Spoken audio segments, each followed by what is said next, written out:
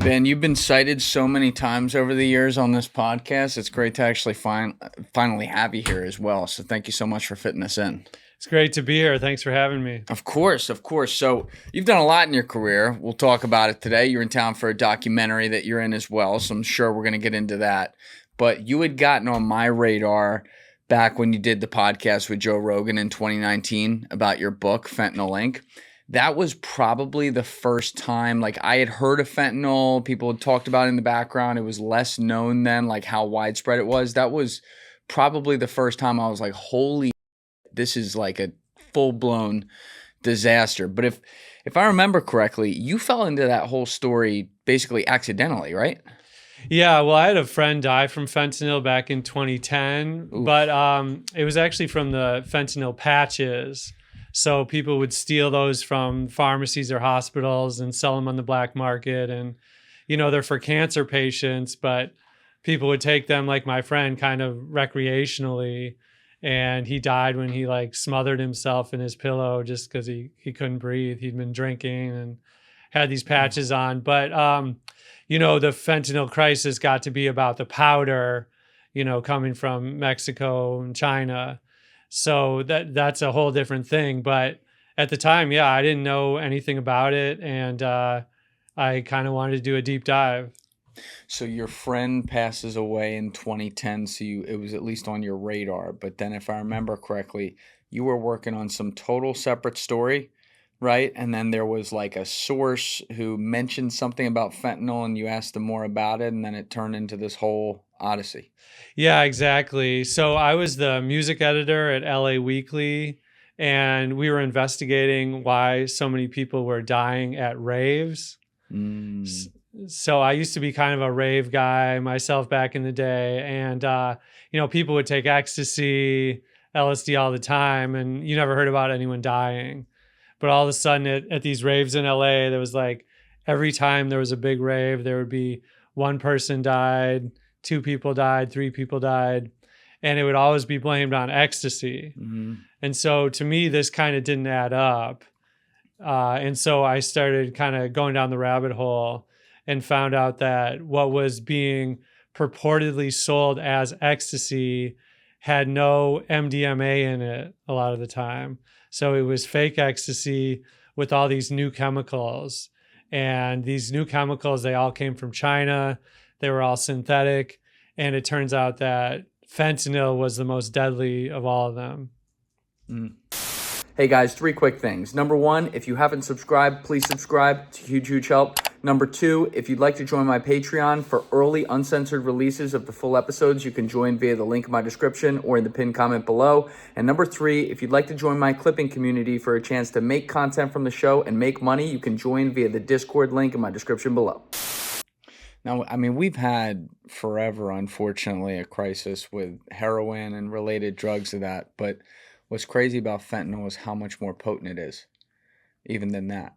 And so to this day, what I still don't understand is if you're talking about something that can in some cases be like 50 to 100 times more potent, how anyone even lives when they take this once. I mean, obviously there's people who take it once and don't even know it and die, and that happens all the time, and that's an issue. But like, you know, there's other people who are addicted to it and function on it for years sometimes before they die. But like, how's that even possible? Well, it's highly adulterated by the time it gets to the street. So in DEA seizures, you know, from fentanyl coming from Mexico, it's like 10% pure, you know, 11% pure, and usually a lot less than that.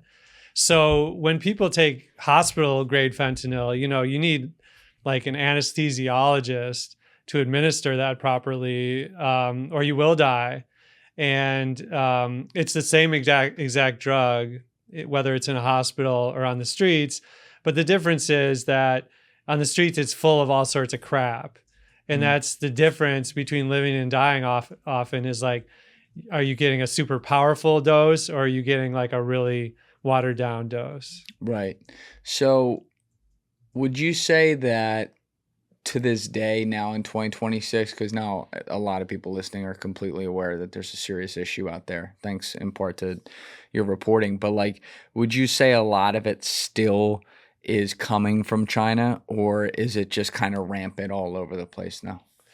Well, Emanating from China. China supplies it for the same reason China supplies everything, because they do it cheap. Yeah. And so anyone could make fentanyl. The Mexican cartels can make fentanyl, for example. But I don't know if you've seen pictures of these like backwoods cartel labs, They don't really know what they're doing. They can buy it in China for just a fraction of the price, where they have these, really fancy modern labs doing it in bulk. And so that's why China originally was in the game. And that's why China still is in the game to this day. Is this what you're talking about up here, where we see one? Deep just pulled it up from the Times. Yeah, exactly. Wow. Yeah, I mean, if you compare this to a Chinese lab where they look super modern, you can just tell that they're not maximizing their profits in these labs. Yeah. Now, when you started working on that Rave story, though, and obviously, like, well, this isn't ecstasy. I've been around that stuff before. Like, it wouldn't be killing as many people like that. What was like the aha moment in your investigation where you're like, oh my God, they're lacing this drug with something else? Yeah, I saw these lab results and started hearing about all these chemicals that were in the ecstasy. And I talked with this guy. His name was Adam Octor from a company called the Bunk Police, which tests people's drugs, makes all these test kits. And, he was talking to me about the different adulterants, these different synthetic drugs. And then he mentioned fentanyl. And he said, well, actually, though, fentanyl is worse than all these others combined. And this was 2016, and I barely heard of fentanyl. And I was like, really? And then that's kind of the light bulb moment for me that made me dig deeper. And this was to be an article when you were first writing it? This was an original draft of my book. My book, Fentanyl Inc., was originally supposed to be about ecstasy. It was going to be a history of ecstasy. Oh. But then I started realizing there is no real ecstasy around here. So the book shifted. And then how long did it take to write the book? A few years? Yeah, it's probably another 3 years. So what always amazed me is that you literally, like, as a journalist, decided to get on a plane and fly to China and say, well, let's just see how easy this would be to buy it undercover. You didn't have any, like, law enforcement backing doing that? You just went up and did that on your own? That's correct. Yeah. Pretty stupid. I mean, like, what's that like? Are you thinking like, oh my God, what if these guys are on to me or something? Will they just kill me there in a foreign country? Is that going through your head? Well, when it comes to these drug dealers, these traffickers making fentanyl precursors, I started looking pictures of them online, and it wasn't like the Mexican cartels. These guys didn't have, when I arrived at these labs, they didn't have AK-47s guarding the doors. They were more like nerdy scientists. These were guys with like PhD in chemistry who had just gone bad and were selling these chemicals. So, the good thing about China is they don't really have a lot of guns in the whole country. So I was honestly very worried in the moment about, this guy picked me up at the train station and we'd been in touch over Skype, and he spent like half a day grilling me. He had this lab outside Shanghai. How'd you get in touch with him? Just over Skype. He advertised right on the internet, the clear web. And he had a LinkedIn page. This stuff that he was selling at the time was legal in China. So he really didn't feel scared to advertise. I got in touch with him. I said, I asked him all these questions. I said, if I come to China, would you show me your lab? And he said, sure. I made up this whole story about, I wasn't actually a drug dealer myself, but my friend was. And he was going to make this big order. And if I, since I was in China, he asked me to scope out the lab to see that it met his quality standards. And I would report back to him, and would make a big order if I liked it. So, but once I got there, this guy was really suspicious of me. He kept asking me if I was a journalist, like straight up. What'd you say? I kept saying no. Not me. You know, I'm not a trained actor. I really had to like do improvisation to try Put to on new voice. I didn't try to fake that part of it. I didn't try to dress like a drug dealer. I just tried to, but the problem was that he was uncovering my lies in real time. Like he's like, "Where are you staying?" And I didn't want to tell him I was actually staying at this youth hostel in Shanghai. And I didn't want to tell him that. So I made up. So I had barely spent any time in Shanghai at all. I'd never been to mainland China.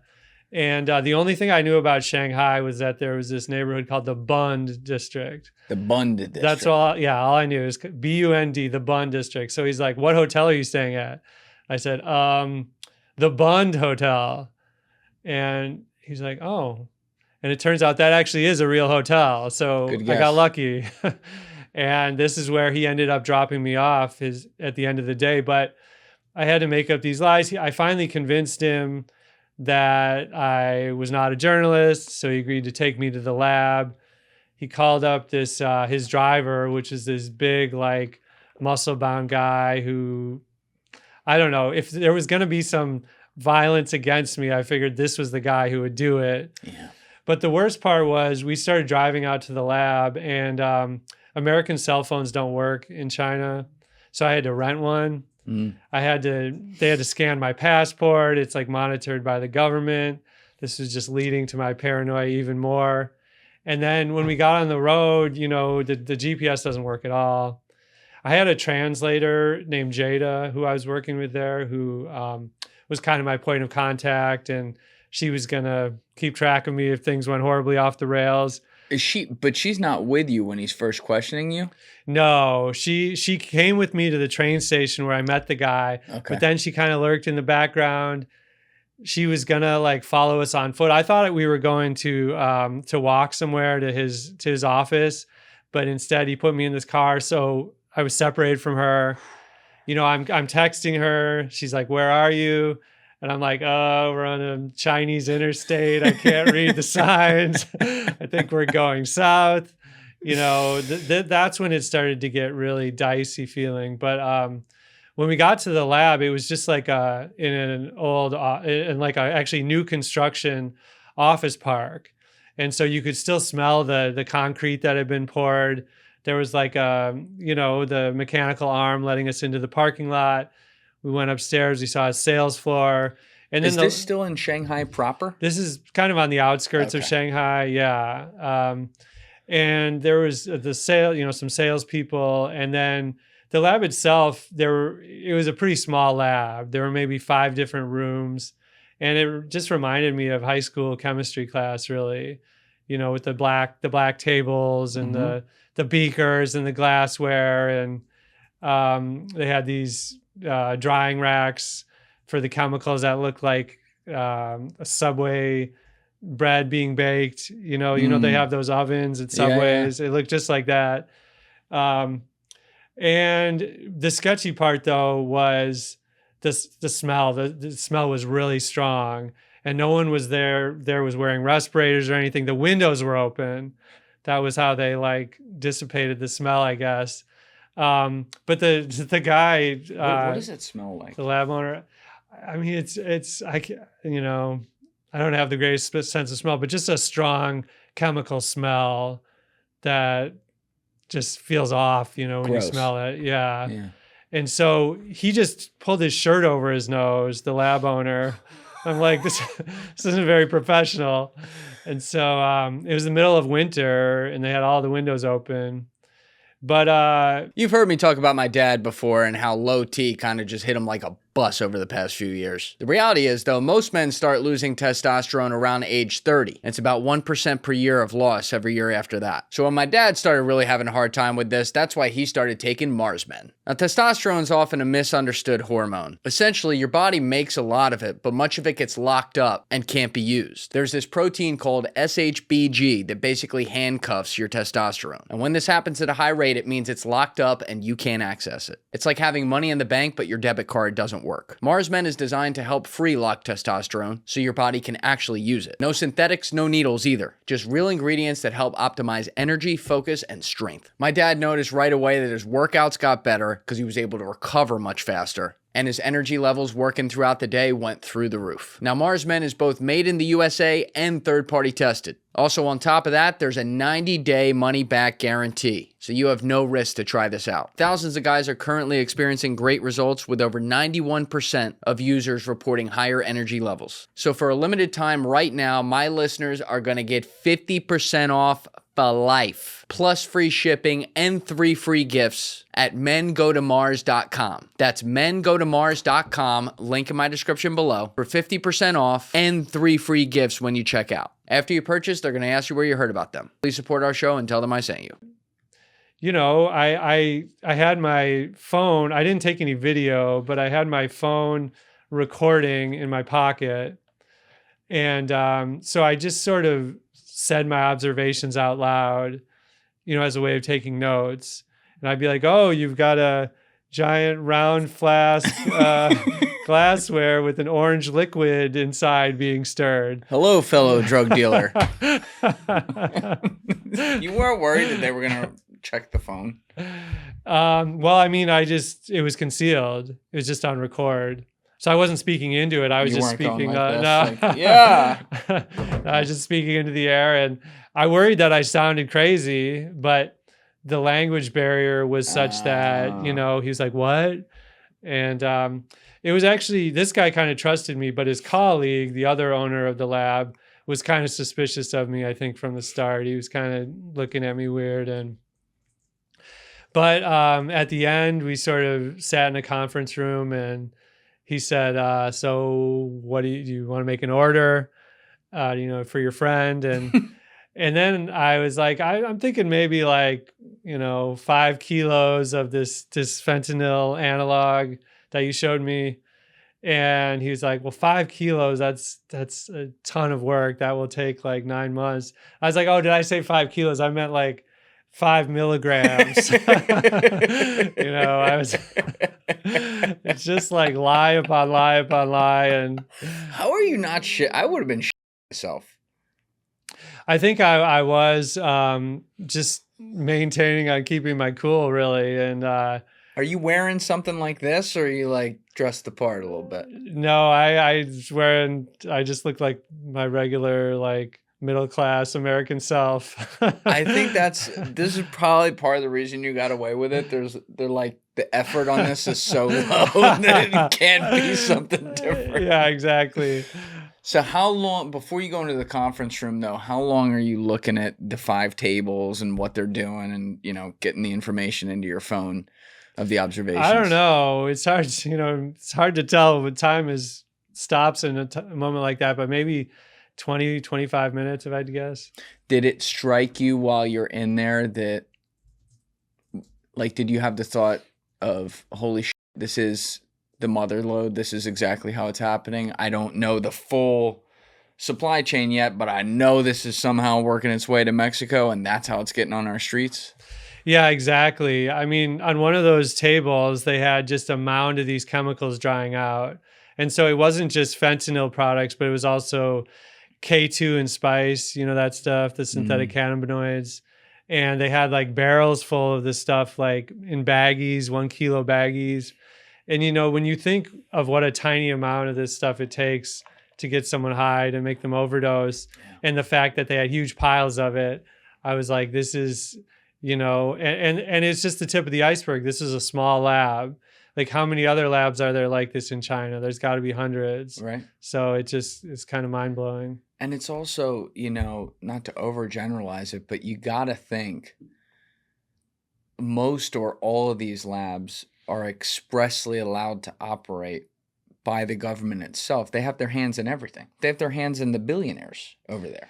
That was a big part of my investigation. I actually found out that the government was supporting these companies financially through something called a value-added tax rebate, which is basically like a tax rebate for exports. So even for fentanyl precursors, you know, even some of these K2 and spice, these cannabinoids, these companies get to tax rebate for sending it to Mexico or America. Do you think it is like looking at everything that you personally uncovered, just as it relates to fentanyl, do you think that there's a sort of reverse opium war happening here? People ask that a lot, and I haven't found any direct evidence of that. It's possible that there's some Chinese generals, I'm writing a piece on this right now for this magazine called County Highway. And it's possible there's some Chinese generals right now, like sitting in a room talking about, different types of warfare with the United States, and like poisoning them with fentanyl has come up. I have no way of knowing that. But what I really think it's about is just financial capitalism, really. It's like the government came up with these rebates and these tax incentives long before fentanyl was killing Americans. What they wanted to do was to make the Chinese pharmaceutical industry more profitable, to bring it up. And so they're like, we're going to incentivize these companies to make these chemicals. This will help drive more jobs, more revenue. And that's what happened. The problem was this was for hospital fentanyl. This was all supposed to be for legit reasons for fentanyl, but they had nobody checking when this fentanyl was just sent straight to the cartels. And so that's where the whole thing went off the rails. When you go into the conference room with them, once you've looked at everything and you go to say, I'll take 5 kilos, but then have to change it up, was it like a Happy Meal? They just put it in the bag for you and you were good? Or how easy was the process here? No, I never received any drugs. I never paid them any money. That's good. I basically left it at, well, I'll talk to my friend and I'll get back to you. So, so they just let you out. Yeah, they did. That was when things got hairy. The guy took me back to the Bund Hotel. Then I went to my youth hostel separately after that. But the guy had good relations with me. I was saying, like, up until a few years ago, he would still send me like a birthday cake emoji on my birthday on Skype. It was like we were buddies. I guess he never read the book, huh? I guess not. Yeah, that's a good point. Maybe it stopped after the book came out. I can't remember. Like 3 years later, he's like, I've been sending this motherfucker birthday messages, and I'm the source. That's crazy. So you go alone, and then did you have Jada in there with you when you were? No. Not for none of that. None of that. Whoa. Ooh, you got some balls on you. That's crazy. I mean, when I think back about it, it's like, how did I do that? Why did I do that? I had young kids, so stupid. I don't know. Makes me feel like a bad parent sometimes. Well, I think it was a very brave investigation to be able to go see it with your own eyes, because it doesn't just help make a great book and give it credibility, but it also brings awareness, because you can come back here and be like, hey guys, I went there, I saw it, they're doing this 1,000-fold over again, and it's easy, they got a full process, it obviously has some sort of support of the government, so we should probably do something about this. It definitely made an impression on me when you were talking about it. Yeah, well, I think it had impact because I was invited to give testimony on Capitol Hill. And then right when I did that, Trump started tweeting about it immediately. Someone tipped him off to my testimony, and he ended up, kind of hammering Chinese President Xi on this issue.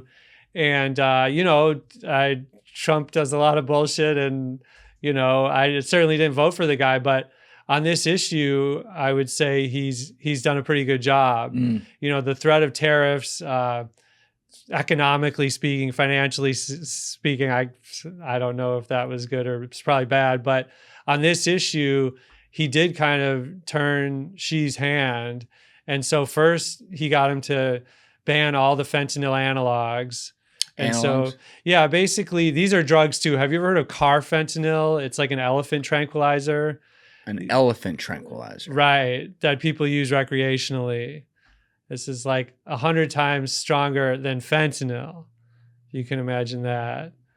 So these analogs are all types of fentanyl, but with the chemical structure just slightly tweaked. And that way, when the government bans fentanyl, they can say, no, this is slightly different than fentanyl. This is carfentanil, and then that's legal. It's like a loophole. But finally, she agreed to ban all the analogs, so you couldn't have this loophole anymore. So that was the first thing that Trump kind of got him to do. And then the second was in his second term with the precursors. And the fentanyl precursors are actually the biggest issue right now. And so I read an article, someone described these as kind of like the brownie mix for fentanyl. So if you have brownie mix, you're like 90% of the way there to make brownies, right? So the same thing with the fentanyl precursors. They're not drugs in themselves, but if you got those, you're like 90% of the way to making fentanyl. And so that's what China has been sending to Mexico in bulk for these last years. And so, but recently she kind of agreed to crack down on that and has been doing more for that. So that's definitely made a difference. So if that's getting cracked down on, is that going to severely affect the current stem and flow of fentanyl into the United States, or has the car left the station, the train left the station at this point, and other sources are easily getting it in? I would say the answer is both, because it has made a difference. In fact, the deaths from fentanyl have dropped a lot in the last couple of years. You know, that's maybe not saying a lot because it was at a historically high level and now it's come down, 20, 30%. But still, that's tens of thousands of lives have been saved. So that's good. And that's directly good. There was this report in Science, the journal Science, that said that was the reason, because China stopped exporting so many precursors. At the same time, it's starting to migrate to places like India. India is like China. They have a huge pharmaceutical industry, huge chemical industry, really like intelligent, trained workforce with advanced degrees. And they're kind of picking up the slack because the government in India is even more lax than the government in China about this stuff, if you can believe that. Are we doing anything about that? Like, is that more something that you're trying to push as public knowledge? Because that's the first I'm hearing of that. Yeah, I have been trying to push. I do have some contacts with federal law enforcement and stuff like that, and I'm definitely telling them to put that on their radar, because it's like the Wild West in India, And you hear about like Mexican cartel members being caught in India, Indian chemists like hanging out in Mexico being caught, and this is definitely coming in a big way. Yeah, let's check. So let's check two things, Steve. Some of the statistics you just laid out on the drop in deaths. That's at least a nice short-term trend. But then also, if there's some stories, I imagine there are, on India related to cartels with fentanyl, because that's what I mean. Sometimes it feels like whack-a-mole. Like you find one spot where it's like, oh, there's the culprit, and then they hit it, but then 5 others sprout up over here, and they all have economic power or underworld power, whatever you want to say. Yeah, that's 100% true. Let's say we get India under control, then it'd probably go to like Russia. Yeah. And God help us, we're not going to be able to have much impact there. Yeah. So a landmark study published in the Journal of Science confirms that a sudden historic drop in U.S. overdose deaths, largely tied to a supply shock of precursor chemicals originating in China. There it is. Yeah. The decline in fatalities following a peak in 2023, U.S. synthetic opioid and overall overdose deaths dropped significantly by the end of 2024. Annual fentanyl-involved deaths had dropped by more than a third. Researchers found that drops in fentanyl overdose deaths correlated directly with decreases in street-level fentanyl purity and a 1,900% spike in online discussions among drug users experiencing a market drought. Yeah, like on Reddit and stuff, Yeah. The Reddit fentanyl thread. I would imagine you've gone to some of these places like Kensington, and I forget the name of the neighborhood in San Francisco. Yeah, the Tenderloin. Yeah, those are kind of the two worst, like from an optics perspective. Just people, the fentanyl fold. Have you heard about that? The fentanyl fold? Just people bent over all the way, and, just open air drug dealing everywhere. Yeah, that's my documentary is called Antagonist. And we went there to the Tenderloin, brought a camera crew, and it was pretty gnarly. Now, Antagonist, I forget how to pronounce it, but it's about like the Naltrexone, which helps with alcoholism. Yeah, with opioid addiction and alcohol Both. addiction. Yep. Now, how does it do that? It's what's known as an opioid antagonist. That's Okay. that's from the name of the film, and basically it's like a force field. It's kind of a wonder drug that if you take this 30-day shot, it will seize onto the opioid receptors so that you could smoke all the fentanyl you want. You could shoot up all the heroin you want, and it will just bounce right off. It's like you didn't take anything. It's incredible. Wait, it bounces right off? Yeah. So, all right. So if I'm a fentanyl addict and I take this drug, you said it's 30 days I take it for? It's called Vivitrol is the shot of naltrexone. Okay, so I take the shot of naltrexone for 30 days, and then let's say I'm taking fentanyl and it bounces it off. Do I experience the same withdrawals as if I weren't taking it? Nope. It's like it's like nothing happened. Yeah. To initiate on it, you have to be completely withdrawn. You have to have no opioids in your system. So initiating it is the hard part. But once you get on it, then yeah, you could take all the fentanyl you want and nothing would happen. Okay, so I take it from the premise of the documentary, because you sent me the trailer on this, that this is being blocked and they don't want this mainstream. What's the story there? I mean, I have an idea in my head, but... Yeah, well, when you think about it, it's this wonder drug, and with alcohol, it's even more incredible. So the way it works is a little different with alcohol, but basically, you don't have to stop drinking. Like you take a naltrex. Let's say you're a raging alcoholic. You drink like 13 drinks a night. That's like a slow night for you. You take the naltrexone before you go out. You'll have one drink, maybe two, and then you're done. You don't feel that need to go any further. It just relaxes you, calms down your system.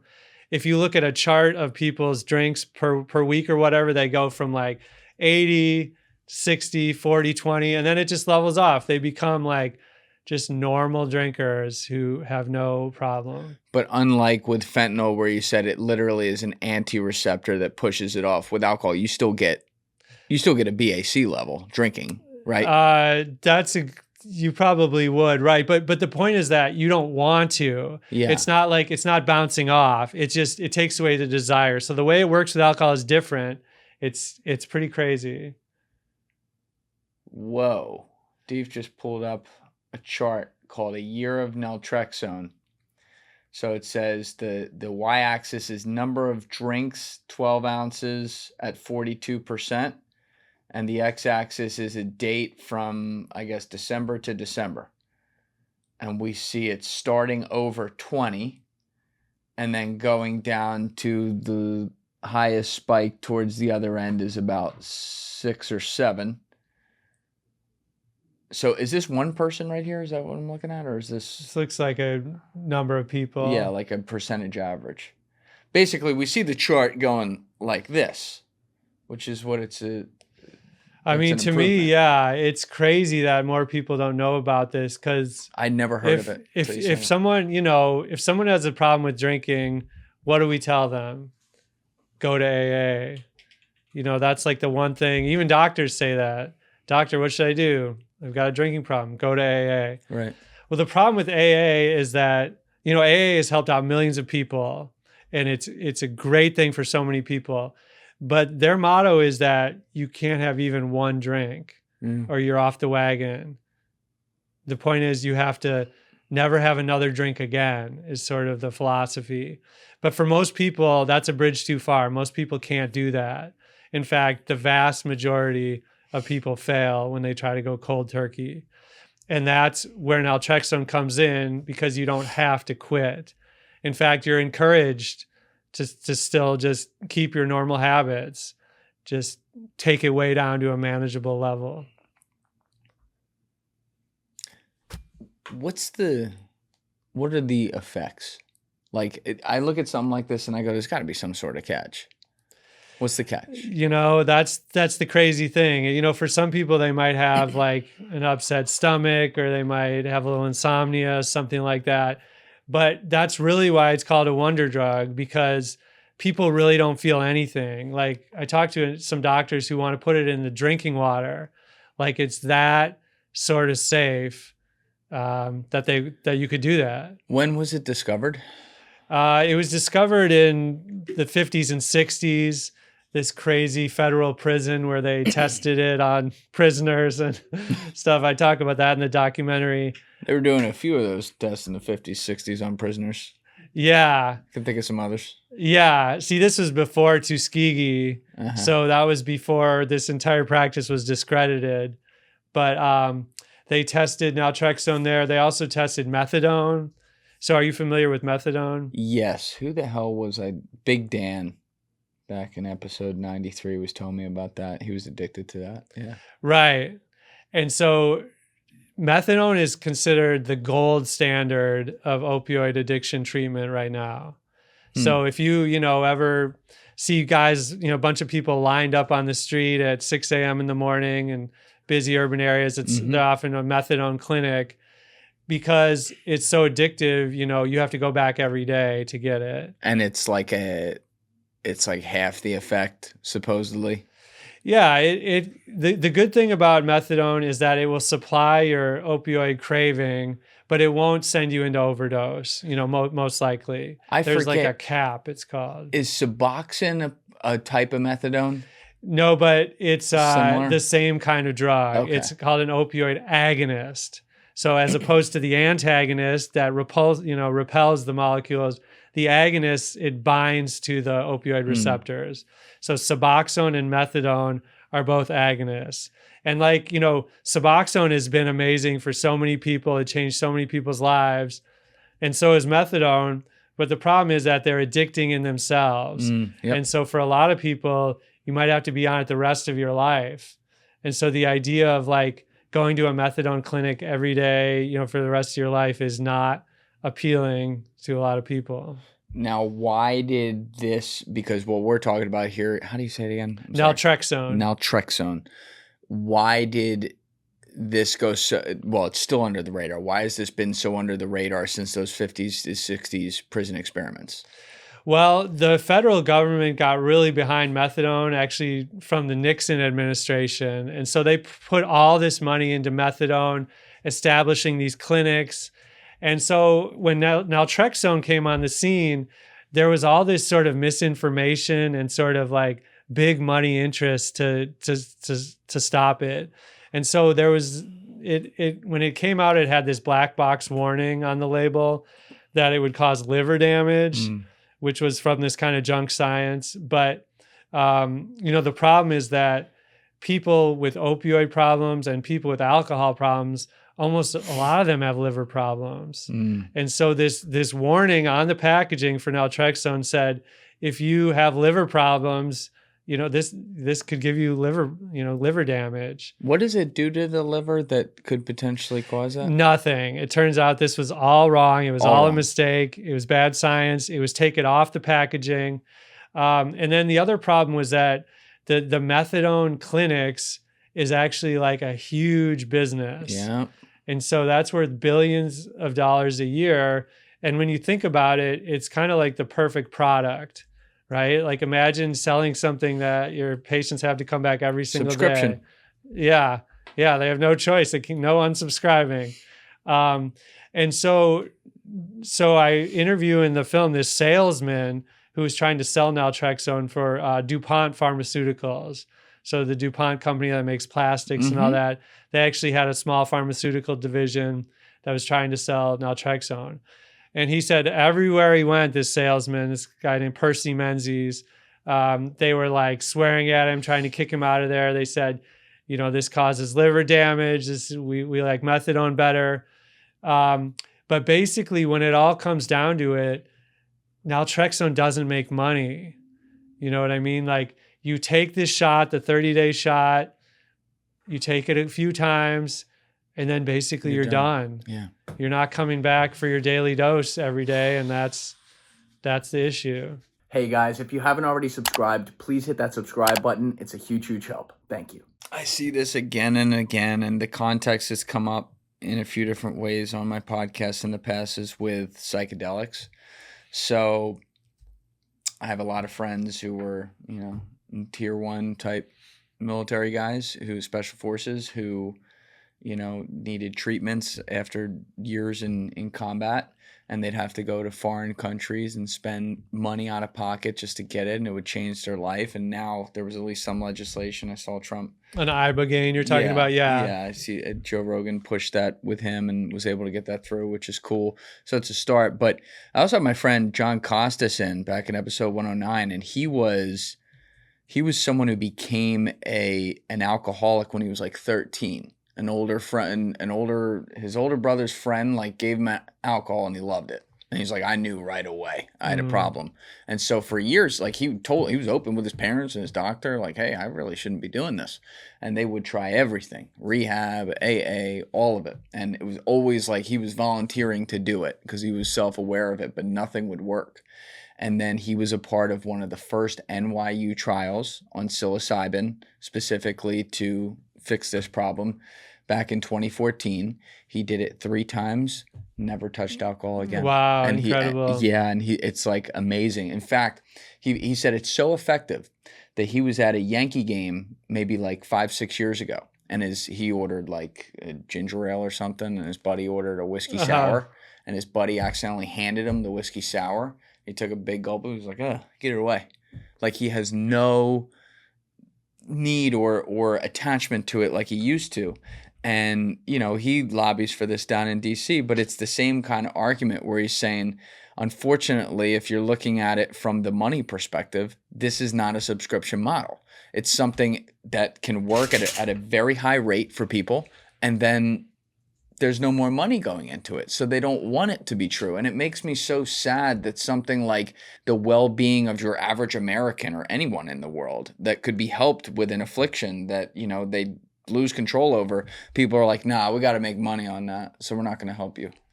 Yeah, it's, like capitalism has brought us a lot of amazing things in this world, but this is where the system doesn't really work a lot of times with human health and stuff like that. Yeah. How do we fix that? Well, government intervention is probably the only way that it's going to happen. Like you said, in Texas, I was heartened by this legislation to get ibogaine going. Where I live in Missouri, too, there's kind of some tentative movement towards that.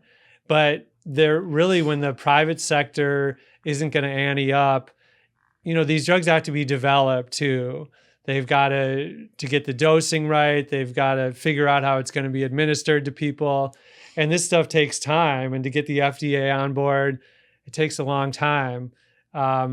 It's really got to be done through the government. I just don't see any other way. The problem with that, the 500-pound elephant in the room, is that a lot of these companies are paying the very people who go into the government. And that's the part, and we see this with a million different industries and groups and stuff like that. That's the part. It's like, well, you'd have to get the money out of politics to start. But no one in politics is incentivized to get the money out of politics. Yeah, it's weird, but everything is weird nowadays. You know what I mean? Like if you told me 10 years ago that it would be a bunch of Republicans and in Texas that were pushing for this psychedelic treatment, Missouri is a super red state too. I just would have never believed it. It's crazy. It's almost there's weird cultural things going on. Like people always talked about how politics will shift over time and one will become the other and then they'll go back to becoming the other again. And like I feel like sometimes in certain ways, mostly bad, but in this case, like this one's fine. Like they're trying to help with something. We're seeing that boomerang effect to where guys who 10 years ago, like you said, wouldn't even listen to something like this are like, oh, let's do it, Yeah, and you've got marijuana legalization everywhere, and now there's like a backlash to that. Studies are starting to come out about long-term effects of weed. Now they're saying that alcohol is actually dangerous, even having one drink a day. They used to say that had health benefits. Now new research is showing alcohol causes cancer. all these issues. It's almost like we don't really know what's happening. Like our whole society is basically a bunch of guinea pigs, and maybe 100 years from now, we'll know what's actually good for us and bad for us. But right now, it's kind of a crazy free for all. It is a crazy free for all. But back to your documentary on, I wrote it down, Naltrexone. So I got this Nice. right. How did this come together and you get involved with this? In Fentanyl Inc., I mostly focus on supply chain issues, like the fentanyl coming from China to Mexico to the U.S. Talk to a lot of drug dealers, a lot of dark web dealers, things like that. Just a little side story since we've got hours. I mentioned this carfentanil, 100 times stronger than fentanyl. Yeah. And I talked to a dark web dealer dealing with that stuff in Germany. And I said, so tell me about how do you package this stuff up? It's so crazy potent. You probably need gloves, right? And he said, no, I just use it with my bare hands. Oh my God. I was like, what? And so then fast forward to, I heard about all these cops who were overdosing when there was fentanyl in the room, or they just touched the stuff and they were overdosing. And I thought, well, that doesn't sound right. I mean, this dark web dealer could be lying, of course, but I don't think he had really any incentive, any reason to lie. And so it turns out they did a study on this, and actually these cops, it wasn't because they were touching the fentanyl. It was because it was like a psychosomatic reaction in their brain. Like there was this DEA sent around a video to law enforcement all over the country a few years back, and it said, don't touch this stuff, don't breathe this stuff, even the most incidental contact will make you overdose. And so these law enforcement officials had seen this video, they got it in their mind, and so then when they accidentally touched the fentanyl, their brain like mimicked a real overdose. These guys, they weren't making it up, they really thought they were passed out. But when they did analyze their blood and stuff, they had no fentanyl in their system. There was no reason that's that interesting. they should have done it. Yeah. So that's like a reverse placebo effect kind of deal. Yeah. Yeah. Wow. Yeah. So that's because I've heard stories like that before, not just with cots, but like people will get a little bit or whatever. And it's also scary because you'd hear about weed and like there'd be a little bit of fentanyl and some laced in some weed and people would overdose and stuff. And it scares me because like I'm not a parent yet, but like when I have kids and they're older in high school, they're probably going to fucking smoke weed or something like that. And now it's like, well, where the fuck are you even getting it from? Well, this is what I'll say about that. Fentanyl can and is cut into any powder and any pill. So meth, cocaine, heroin, and especially these fake pills that look just like a Xanax or a Percocet. Talked to so many parents. I can't even tell you how many parents I've talked to whose kid thought they were just taking a Percocet from someone's medicine cabinet and it killed them. But with marijuana, it's different because, first of all, drug dealers don't have a financial incentive to mix fentanyl with marijuana. The financial incentive with these other drugs is fentanyl is so much cheaper, so they use it as an adulterant. With marijuana, there's not that incentive. So that makes me skeptical for one thing. Another thing is that fentanyl and marijuana burn at different temperatures. So if you're just sprinkling a little fentanyl on your marijuana, it's not going to work. They don't burn the same. That's good. I'm not like a chemist, but I had this explained to me. There is a way to properly mix THC and fentanyl. If you like do all this, put it in a liquid form and do all this stuff, that's generally not happening. In general, I would say if you've got buds, they look like normal buds, they smell like normal buds, especially if you got them in the dispensary, like you're going to be fine. A lot of times these overdoses supposedly with fentanyl tainted marijuana, it's because the person had smoked marijuana at a different time. It's still in their system. They use fentanyl. So the toxicology report shows both. I'm not saying it's impossible for fentanyl to taint marijuana, but it's just not very likely. Got it. It's not something I would worry about myself too much. Well, that's actually decent news. I would have thought the dispensary stuff is fine. You just worry about any black market stuff, which obviously that floats around all the time to this day. Yeah, but even that, I think if it passed the eye test, it passes the smell test. It doesn't seem like it's got a bunch of chemicals on it. You're probably all right. But if you're buying pills or even maybe Coke or something like that, there could be something in there. And we've heard a million. These are the stories you usually hear. I remember there was a kid I went to college with. He was still in college when I was out. This maybe back in 2017, and same thing. I think he thought he got an Adderall or something, and it was literally full blown fentanyl, and he died right there. And you just want, all it takes is once. And like you said, you talk to a lot of these parents. I would imagine you were starting to have those conversations, obviously, when you're writing the book. You know, what do you even say to someone like that? Yeah, now I'm putting together another book for a nonprofit just based on profiles of people who overdosed and died on fentanyl. So all these parents, we're putting together a big coffee table book with tons of pictures to present it to world leaders, both in the US and China, to say, you know, you've heard all the statistics, but these are the pictures. This is real life. And trying to make a difference that way. But presented to the world leaders of China too? Yeah. So it's this nonprofit called Pax Sapiens. And it was founded by this billionaire who actually lost his own son to fentanyl. And he's focused on trying to talk to the people that really matter, like the Chinese government officials who might not always listen to U.S. officials, but if there's like a third party facilitating it, they're more likely to listen to it. So, but yeah, you asked, sorry, I got derailed, how I got into this project, Antagonist, my film. And I'll just do a quick plug if you're more interested. It's just antagonistfilm.com. But when I wrote Fentanyl Inc., like I said, it was focused on supply chains. And I really didn't talk a lot about treatment and recovery. But the part that I did talk about, I just used the same language that everyone else was using. You know, the gold standard. I said, Methadone, Suboxone, these are the gold standard. And then I left it at that. I didn't barely mention Naltrexone at all in the whole film. So I'm going around doing my book tour, you know, feeling like a big shot. People are coming up to me at these readings and they want my autograph. They want to take my picture. You know, it's a lot of fun. But then this guy in St. Louis comes up to me and I said, do you want your book signed? He said, no, actually, I think you're like totally full of crap when it comes to everything you said about addiction treatment. I was like, well, nice to meet you too.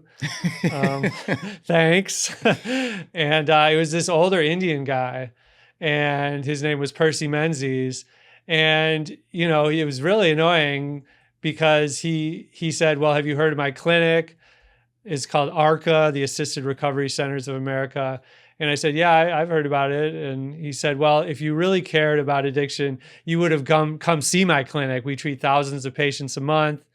You know, it's basically trying to make me feel like a jerk. And then anyway, he said, well, he gave me his card. He said, well, come by. And I said, all right, yeah, sure. And so I just ignored him. I didn't think about him for about 6 months or longer. But then all of a sudden he had been talking about naltrexone. And then I started being like, well, this guy is kind of cranky, but maybe he's onto something. And so I started looking it up. I started realizing that all the press that was written on it was bad. No one had anything good to say about this stuff at all. There were all these articles. There's this website called Filter. Have you ever heard about Filter magazine? It's focused on drugs and tobacco and stuff. They had like every week they would write something about how naltrexone was the worst. The Vivitrol shot was terrible. And so that got my curiosity up. And so that made me want to really pursue this subject. Whoa. So, and what year was that approximately? That was probably like 2023. All right, so all these years, because the book came out in what, 2019? Yeah, or maybe a little earlier than that. And the film really got going in 2023. So this was probably a couple years before that. Okay, yeah. So obviously Percy got involved in the film with you and making this. And what was Well, I guess let's start at the top. What'd you find about the covering of the tracks of this drug besides the obvious that a lot of places like methadone clinics were obviously making a lot of money and just didn't want to look at it, but there has to be some sort of red tape in other places too that's preventing this from going mainstream, no? Yeah, well, I'm a journalist, so I can say this, but most journalists are just kind of like lazy. You know what I mean? Like if someone else, I've done this too. If everyone seems to agree on something, they just say the same thing. The other problem is that the company that makes the Vivitrol shot, the 30-day injection of naltrexone, is like kind of sleazy, and they're called Alkermes. And basically, they first of all, they conducted their clinical trial in Russia, so for FDA approval of the Vivitrol shot. And so the problem with Russia is that methadone and Suboxone aren't even legal there. And so the people said this study isn't right because you're not even giving people the chance to use these other drugs. The other thing that Alkermes does, the company that makes Vivitrol, is they really were heavily marketing to prison wardens and to judges. And what started happening was that judges would say, people come to court on a drug-related crime. They say you can be free, you can have probation, but only if you take this shot, only if you take the Vivitrol shot. So basically, it was kind of like forcing people to take this shot. And a lot of people had a big problem with that. And they said, this company should not be requiring this. They should not be influencing policy. And I agree. I don't think someone should have to decide between putting a drug in their body and their freedom. I think people should use Vivitrol by their own choice, and in fact, it is good for people getting out of prison. And that's because you have to be, like I said, totally withdrawn. You can't have any opioids in your system. And so prisoners are perfect for that.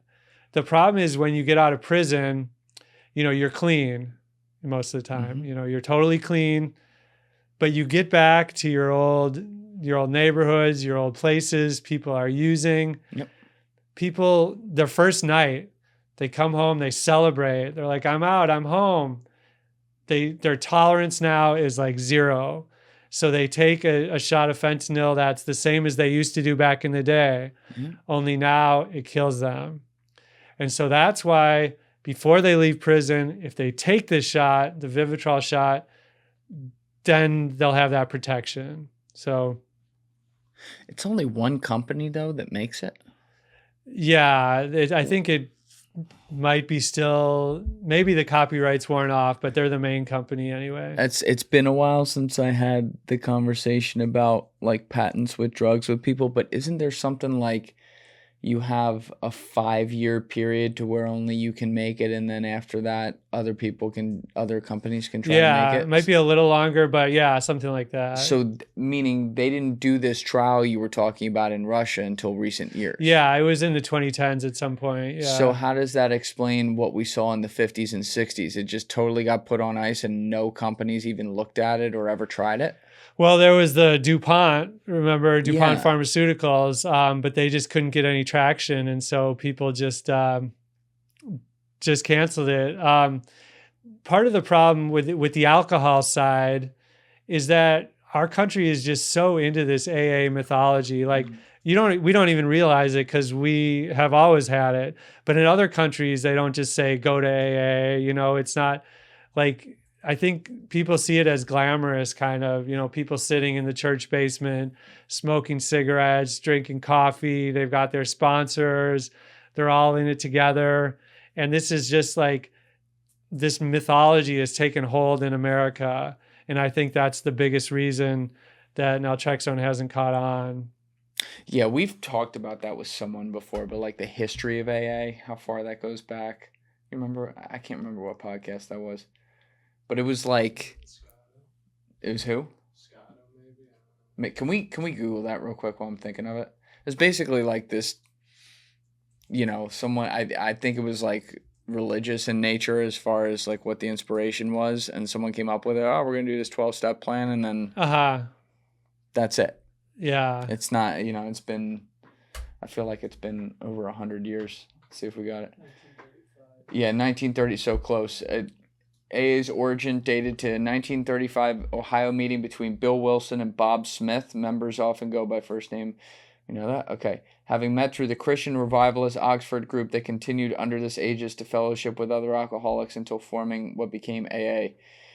In 1939, the fellowship introduced its 12 steps with the publication of Alcoholics Anonymous, the book, and formerly called the Big Book. Later editions amended the subtitle to Thousands of Men and Women. The 12 steps are a suggested but not required ongoing self-improvement program to abstain from alcohol with the aid of a personally chosen higher power and then obviously it goes through the whole thing we all know. But it was, for lack of a better way of putting it, it's like pseudoscience, like kind of just, let's manifest it in a group together kind of thing. And it's not like, I'm not saying it doesn't work for some people. Like obviously some people it works for, but you don't get an insane hit rate from this. And to your point, it becomes a whole just, I'm going to abstain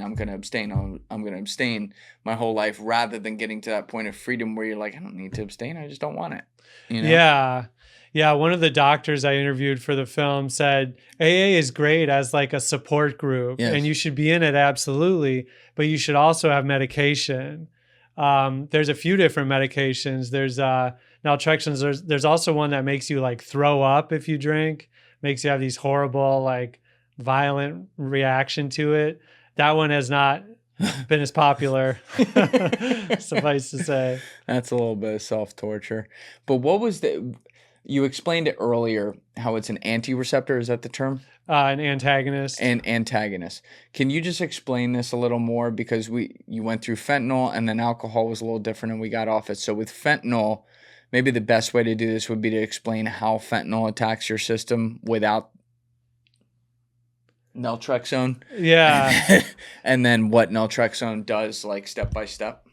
Yeah, well, basically you have opioid receptors in your central nervous system. So like your brain, throughout your body. And, the body has natural opioids, right? That you feel, they're called endogenous opioids within your body. It makes you feel great. And fentanyl and these others are exogenous opioids. So they're from outside the body. And so, but they bind with this same receptors in the body that give you pleasure. And so the problem is, I think it was Sam Quinones, the author, who said opioids are like the greatest pleasure possible that a human can experience, and also the greatest misery that a human experience. That's what's so crazy about them. But when you overload with these super powerful opioids like fentanyl, basically it just, I don't know the exact, the science of it, but it tells your breathing rate. It convinces your body that it just doesn't really need to breathe much anymore. And so you just shut down. And so that's how people die. Their respiratory rate just completely falls off. And what naltrexone does is these same opioid receptors, it latches on instead of the fentanyl or whatever. So naltrexone is actually an opioid itself, which is the crazy thing, but it's one that doesn't cause an effect. So it doesn't cause any effect. It doesn't cause any effect at all. How's that possible? That's why it's a miracle drug. It's called the antagonist because it latches on, but then it repels everything off. So it binds so tightly that when the fentanyl molecule tries to go on, it just bounces right off. And so, so when it comes to alcohol, though, again, I'm not a scientist. I don't know exactly how it works, but the way I've had it described to me is that it basically just cools you off. It cools your system off. And so alcohol is a really dirty drug. A dirty chemical, this scientist described to me. It affects all different parts of the body. It's not just hitting this one receptor. And so naltrexone works for alcoholism the same way it works for a bunch of other disorders. And so what's really interesting is they've started prescribing naltrexone for things like sex addiction, gambling addiction. What? Smoking, all this stuff where you get so worked up that you kind of lose your mind and you do engage in compulsive behaviors. Ultimately, naltrexone helps you reduce compulsive behaviors. And, overeating is another one. Well, all right. So, but it's an opioid itself. It just doesn't. It has some sort of miracle where it doesn't affect things. So, if I take naltrexone, I could go drive a car. Absolutely, yeah. You can do anything, yeah. Did you not believe this when you first heard about this? It did seem too good to be true, and I think Katie Herzog, a journalist you might have heard of, she wrote a book about using naltrexone for her own drinking problem. Really? And she said her parents didn't believe her because they were like, oh, yeah, you just take the magic pills and then you're fine. Sounds great. Yeah, sure. 30 days and we're good. It takes some people a different, lengths of time, but that's been some people's reaction. Yeah, like, this is too good to be true. This sounds like bullshit. I mean, it's not that it sounds like bullshit. It just sounds like, well, what's on the other end of it? If you don't get high off of it, you need to take it for at least, we'll say, a limited time. Not necessarily, maybe for alcohol, it's more than 30 days for some people. But either way, you're not taking it forever. It basically blocks, meaning if you try to break it, it blocks the effects, if we're talking about fentanyl. So you don't get even the effects of fentanyl, as much of it as you may take. So it's like a goalie that never lets a puck through. Mm-hmm. Yeah, I like that metaphor. It's like... Well, I'll tell you some of the, because we also talked to critics of it in the movie. Yeah, what they say. And so some of the problems is, like I said, you have to be completely withdrawn from all opioids to start it.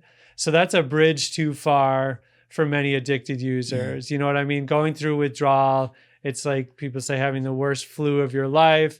You're throwing up, and so, but that being said, most addicted users do go through it at some point. You know what I mean? If someone's been addicted for decades, they've gotten to that stage before, and that's when they should take it in.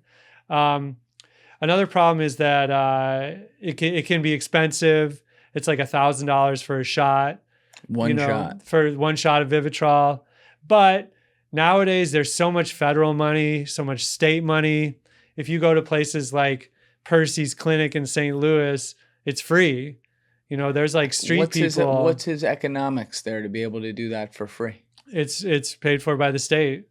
State but that's reimburses so one person, if they do 30 shots, is it over 30 days, I guess, if they're doing 30 shots? No, just one shot lasts 30 days. One shot lasts 30? Yeah. Oh, so they only have to do one, and then they may be done. Well, some people, 2, 3, 4, 5, 6, the more you do, the better you're off. But I've heard about people who did maybe 3 shots, and then they're basically done forever. Right. That helps. So that I misunderstood that at the beginning. That's my bad. So it can last 30 days for one shots, meaning like the goalie's in the net for all 30 days, and then after that it would fade off and you need it. Maybe here's a better question. Of all the different individual cases you've looked at, what were the most number of shots someone needed to do? I've heard about people taking, 40, 50. They just do it the rest of their life. So that one would be more of a subscription model. Yeah, that's not too common, but this clinic, they make money because these are people off the street, but they don't just have naltrexone at this clinic. They have Suboxone, stuff like that. Yeah. But the unfortunate thing is that so many addicted users, What's the cost? So if I'm doing, let's compare 1 month of Suboxone, which I pretty much have to do every day, or Methadone. Although they do have a shot of Suboxone now too. That can you take last, once for 30 that days. might be 30 days. There might even be a longer. What's the cost on that? I don't know exactly what the cost is. All right, with Methadone, did they have a shot now? No. Okay, so let's go with Methadone. Keep it simple. If I have to take Methadone every day for 30 days, do we know the economics on that? What that might cost, ballpark? The thing is about Methadone, it's a generic drug now. So where the Methadone clinics actually make money is from the other services. So when you go in there, you also have to see a counselor. So the clinics are billing the state for the counselor service, for example. Got it. So You don't have to do that with naltrexone. No, but you know, it's a good idea to see counseling. I mean, the main issue with people who are addicted to opioids is not just the drug itself; it's that their lives are super chaotic. Yeah. You know, people are out of work. They're fighting with their family. They don't have anywhere to live, and so you really have to try to address all these problems at the same time. And there's lots of cases where someone gets a good job. Someone makes amends with their family. Maybe they find a higher power, and then they just stop using opioids. It's just, there's no explanation. They just stop because their lives are in a better place. Yeah, it's so hard though. Like thank God I don't have personal experience myself with taking opioids ever. I would never try them. I have a lot of friends who have, and we all know people who have, many of us out there at least know people who have died of it. You mentioned you had a friend who died of it as well, and it's like, holy shit, the power that can have over someone. I have the utmost empathy for it, because it's like, once whatever happens to get them to where they try it and get addicted to it, that's one thing. There's all different stories with that. But once they are, it has total control over your life. Everything you do revolves around making sure you get that, because your body, like you said, goes into full withdrawal the second you're not getting it on the same schedule. Yeah, I think a lot of times for people, it's in their blood, it's in their genetics a little bit. Luckily, I don't have that addictive personality either, because I remember I hope my dad doesn't listen to this, but yeah, I used to go through my parents' medicine cabinet. And my dad's a doctor, actually, and he was kind of sloppy with leaving these pill bottles. And there's oxycodone in my medicine cabinet. And I was like, oh, I've heard about this. Let's try this. So I started taking some of those. How old were you? Probably like 17. Jesus. And I just was like, what's the big deal? It didn't have that effect on me. Didn't really do anything. So I'm lucky. Too. Yeah. I've had to take it. I've had multiple surgeries, shoulder surgeries, wrist surgeries, and I've had to take it before. And I'm the same way. I don't really get it. I'm like, whatever that feeling is, it's not there. But nonetheless, every single time I've done that, I think it like the 72-hour mark. It's been a while, but I think they said the first 3 days and then you wean off it. So wherever it's the first 3 days, the first 72 hours, I've always just gotten rid of it. Because I'm like, I don't even want this around. I don't want anyone accidentally taking this. If there's kids going through the drawers or something, like, it's just not good. And then some of the old school practices with doctors with that was also crazy. Because I had a college doctor when I got my wrist surgery while I was in college.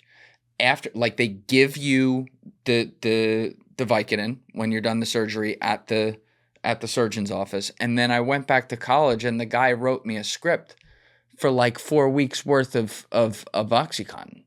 And then I got, and I didn't think anything of it at the time I got it. I'm like, what the fuck? Like, there was like 60 pills or something. So if I wanted to go crazy, I could have, and I probably would have ended up fully addicted. And I wondered how many other people went through that, because we knew less about it. This is like 2013, something like that. We knew less at the time than we did, say, by 2016, 2017, 2018. But like, you hear that all the time. Someone gets back surgery, they get overprescribed. Yeah, even for dental procedures, something where you could just take a few Advil and it would probably do the trick. It's crazy, man. And it's at least good that there's awareness on it. But the thing that pisses me off, and a lot of people out there as well, is the fact that the drug company Purdue Pharma that was behind so much of this, and the Sacklers who ran it, they were effectively a fully legalized lethal cartel, and not one of them went to prison. They lost some money, but they're all still wealthy. Like, I don't like to be cynical, but what the fuck? The guy in charge of Suboxone actually did go to prison. And they paid billions in fines. This is my friend Emily Dufton has a new book out called Addiction Inc. And she broke this story that basically after Purdue Pharma, everything was wrapped up with that, the fines levied. The company making Suboxone hired the same salespeople to run their operation. And there were like, you've heard of pill mills Yes. with OxyContin. There are also pill mills for Suboxone, basically. They're a little different, but there were doctors who that's just all they did all day was just write Suboxone scripts. And the only difference when they were finally prosecuted, Suboxone then used even the same lawyers as Purdue Pharma. It was just really cynical, really, really awful. The only difference was that the CEO of Suboxone, the company making Suboxone, actually did some prison time. Can we pull that unlike the Purdue Pharma leaders? I wonder why he did prison time there. I might have just been to finally set a precedent. What they did was super cynical because they were trying, this was what we were just talking about, trying to extend the patent. So the Suboxone patent for I believe the pills was about to end. And so they said, how can we extend this? And so they developed what was known as a sublingual strip. I might be pronouncing that wrong, but it's just a strip that dissolves in your mouth. And they said, we need to re-up the patent for this because it's the same drug, but it's actually safer for children. Because the children might think the pills are candy. They might just be popping them. Whereas this strip, it's safer for kids. But what the research showed though was that actually the opposite was true. Was that kids, when they took this, they would get stuck on their tongues and then they like couldn't get it off, and they were more likely to overdose from these strips. And so that was the basis of Suboxone getting all these fines and stuff. Oh my God. All right, here we go. Deep got it. Sean Thaxter, the former CEO of Suboxone manufacturer and Vivitrol PLC, was sentenced to 6 months, a whopping 6 months, in federal prison in October 2020. He also received 1 year of supervised release and was ordered to pay a $100,000 fine alongside a $50,000 forfeiture or $500,000 forfeiture. His prison sentence resulted from pleading guilty to introducing a misbranded drug into interstate commerce. Specifically, Thaxter admitted to his role in a scheme where Vivitrol used misleading safety claims to persuade the Massachusetts Medicaid program to cover the Suboxone film by hiding data regarding accidental pediatric exposure. So he hid data about accidental overdoses of children and got 6 months in jail. Yeah. That's pretty insane when you think about it. That's borderline life in prison stuff. Like that's just so fucking crazy to me. And you add this to then what we were saying with the Sacklers not even being prosecuted for it on an individual basis and no one seeing justice, but they killed more people than the cartels. Yeah. When you think about it, so I just want to stress again that Suboxone has really saved a lot of people's lives. Like, it's a good drug. The problem is, just like I said, Naltrexone is a good drug.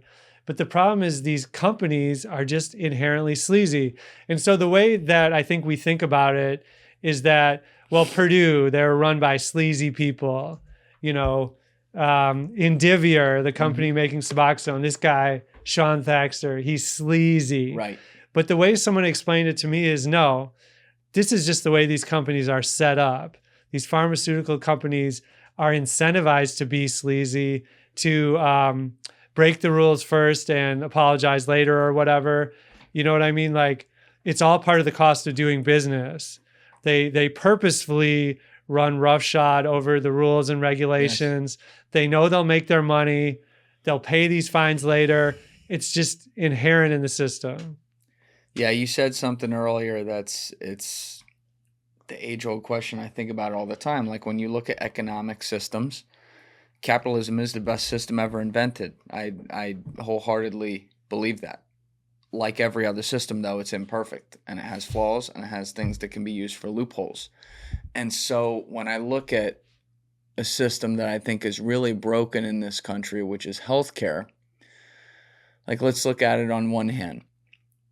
you have to create financial incentives for doctors to want to come in and solve really, really hard problems. These are doctors who went to school for 12 years, probably took on all kinds of medical debt to become highly specialized, and we want to incentivize people to go into that field so they can make a good living and help people and save people. That's awesome.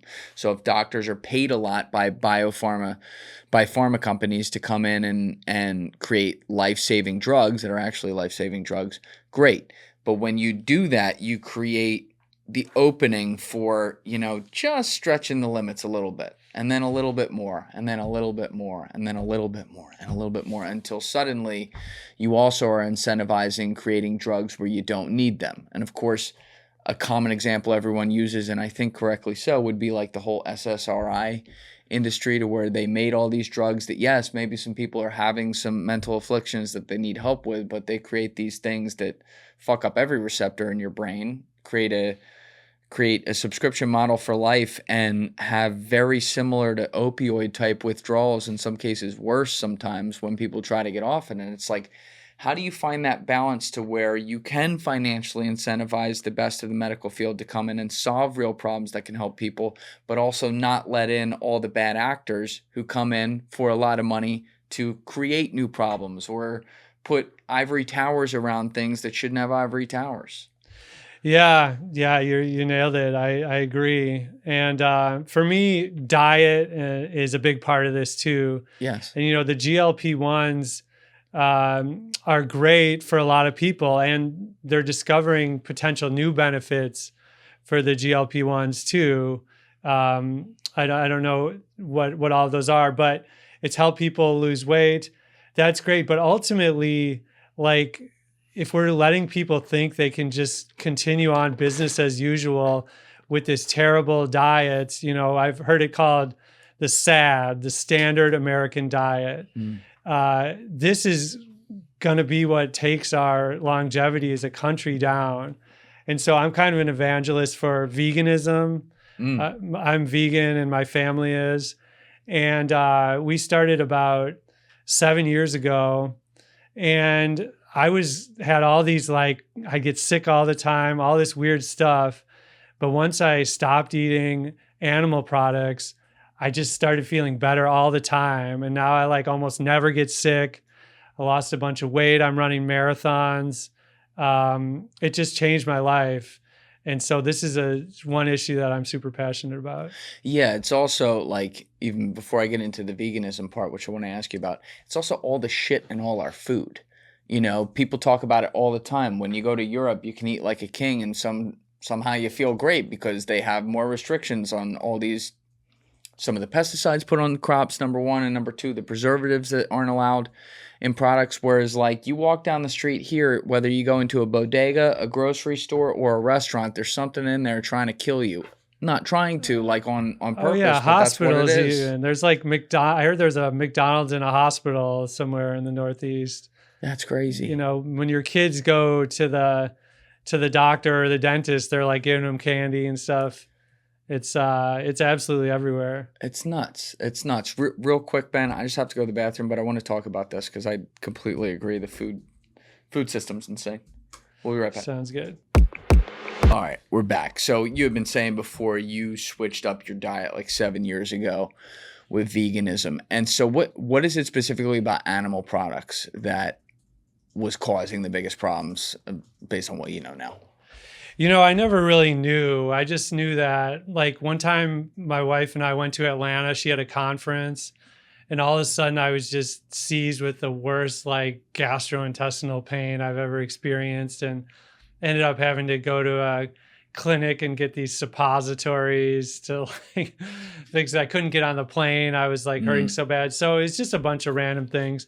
I'd been interested for a while from the animal welfare perspective, seeing all these videos of factory farms, with all the chickens, and then the cow slaughterhouses, and the pigs especially, because pigs are as smart as a dog. Yes. And so the idea that, like, we love dogs and we take them into our house, but then we just slaughter pigs, and keep them. It's not even the slaughtering that's the worst part. It's like the way they're raised in these tiny little cages, so they can't even turn around, and such a smart animal. So all this stuff. But my wife was more into it for the health reasons. And her mom had a stroke. And so she went to see the doctor to see about her own stroke risk and found that her blood pressure was really high, for someone who was not overweight. And she's like, why is this? And there's a genetic component. And so she really went down the rabbit hole looking into this diet. And that's when she decided we were going to do it. And I could get on. I had no choice but to get on board. Executive decision. You didn't have a choice in the matter. Yeah. Gotcha. Are your kids also doing that too? Yeah. In the house, we're all vegan. We don't have any animal products in the house. When they're out in the wild, they're eating cheese pizza and God knows what else. But yeah, I mean, I'm personally like a meathead. Like I do eat a lot of meat, but I love pork. And a few years ago, like when I really found out about what they do with the pigs and everything, and also found out about how smart pigs are as well, that does add a component to it. It's something that I've avoided ordering at restaurants just because it's like, I understand we have to have a food supply chain and that's how you feed a society and everything. But we gotta, in some of these practices, especially with the resources we have now, if we're going to do it, we got to be more humane about it. It's not like they didn't have practices like this 1,000 years ago when they were killing pigs for dinner or something like that. It was quick, arrow to the heart. That's it. You're not raising them in this shitty, dark place where they're all locked in forever. And then, just, it's like an assembly line of just killing. Yeah. It's like, I heard a Holocaust survivor describing it as like the new Holocaust, and that might seem like strong words, but when you think about it, the scale is so much more extreme. Yeah. Like there's billions and billions of these animals being held in this way, over the course of the years and the decades, and so it's one of those things when we look back. You look back on people who lived during the time of slavery, mm-hmm. and you're like, how could you have let that go? You might not have had slaves yourself, but how could you not say anything about right. it? And I think that our society is going to be looked back on that same way, in the future. They're going to be like, all the torture of these animals was happening all the time. How could you not say anything about it? I think you might be right about that. I think it'll be more than that too. I think it'll be other things as well. But yeah, like some of these practices that are just taken for granted, and like not to defend them at all, but there's also, I'll speak for myself. There was a long time where I didn't know anything about that. I didn't, you'd go to the food store, you'd get your food, it's in a package, you don't think about it. And then, you learn later, oh shit, this is how that happened. Then you feel bad about it. But a lot of people, they still don't have any idea, Well, we raise kids to think that like the farm is like this beautiful place, it's the farmer and his wife and their children getting up to milk the cows in the morning. But really it's like agribusiness for the most part. It's not this peaceful ideal. Yeah. And they've created a whole new line of business as well with like these factories. You know what I mean? So you'll have your old American farms where they're growing a bunch of crops and they have their, cows in the field and things. And then you'll have the place where it's literally 1,000 cows packed into a room this size, or a little bigger than this, but you know what I mean? And it's just like, it's some mongoloid like system that we've invented. But have you thought about maybe writing a book or making a documentary related to that topic? I've thought about it. I would need, a way to wrap my mind around it, because there's already good stuff out there. The documentary Forks Over Knives, for example. The book that really got me into this was called Eating Animals by Jonathan Safran Foer. But the environmental aspect to me is another big issue. Like, liberals drive me crazy when they say they're environmentalists, when they say they're humanitarians, but they still just eat meat and do everything. They don't think about these issues. Like I saw some statistics recently that in the Midwest, like 50% of the land is farmland. And so when you think about, like you said, we got to feed the society. That's great. I'm glad we don't have, we have enough food for everybody. But the truth is that a huge percentage of this farmland is used to feed the animals. And so all these soybean crops everywhere, all these corn fields everywhere, some of that is for our own consumption of soy and corn and abroad, but a lot of that is just to feed the animals. And so if you took that out, then all of a sudden we don't need all this farmland. This can be forests, like stuff that would help stop climate change, because these farmlands do not contribute to carbon capture. It's just a monocrop. Whereas if we have actual forests, we would deal with climate change like 100 times better.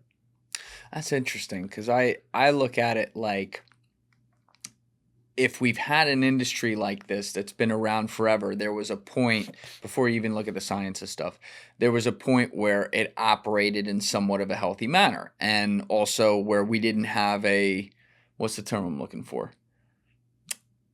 Like a pre-package and ship food system, right? People actually tended to their land and they ate the food off their land.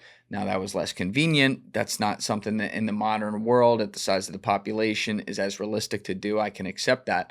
But it's like, we obviously, no matter how you crack this, cut a million corners to get from that point, say 100 years ago, to the point we are now.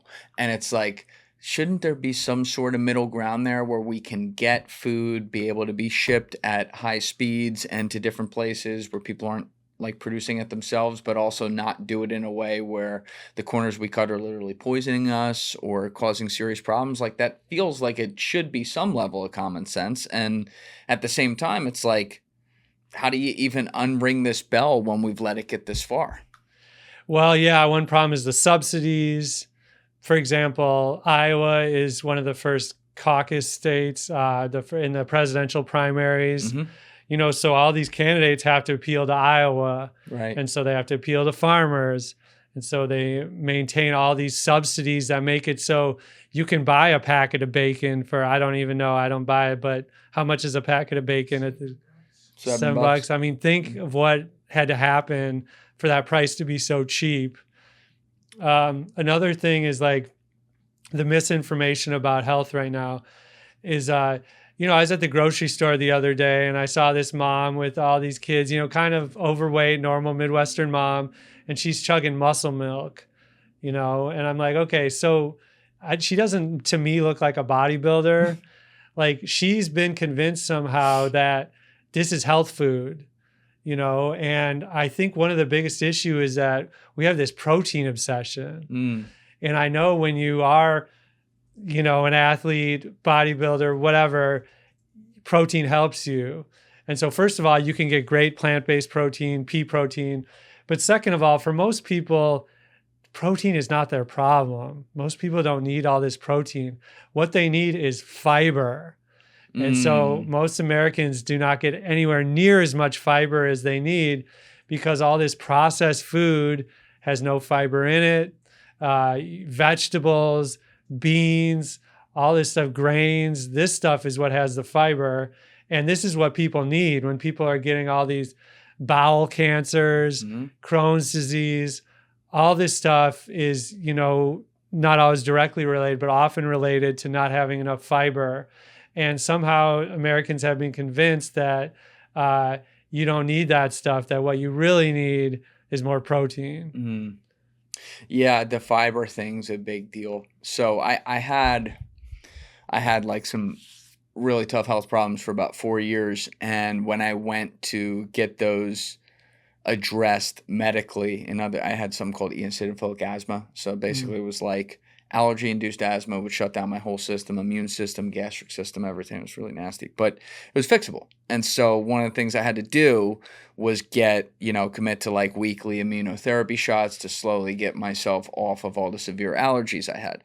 So when I went to do that, it's not like I ate badly before that. I ate by the average American standard, extremely well. But like, I wasn't paying attention to every single thing I was putting in my body, or, you know, having the same types of meals with the same core, you know, nutritional tenets in them.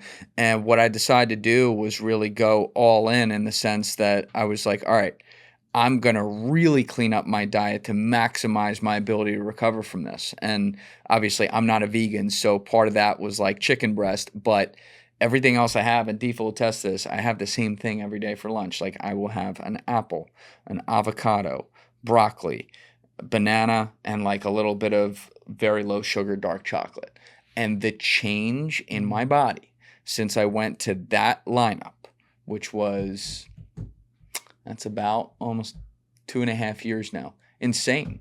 You know, like the downstream, down to like even, obviously the treatments helped with this a lot as well, but like my skin, everything way clearer. And it's because I'm avoiding like stuff that comes in a package all the time and stuff like that. Like I can fuck around on a Saturday and Sunday and have some fun. That's okay. But like when you're doing this consistently 6 days a week, whoa, does it completely change how you feel? Yeah, I can imagine. Whole foods, that's like what it's all about, because we've evolved over these years to, but some things stay the same, that we're used to eating food off the land, you know, fruits and vegetables, stuff that grows in the ground. Yep. That evolved just along with us because we kept it, you know, like what's that book, The Botany of Desire? It's like, the apple, we think that we developed the apple, but maybe the apple developed us because it was smart enough to make it so we wanted to plant it everywhere.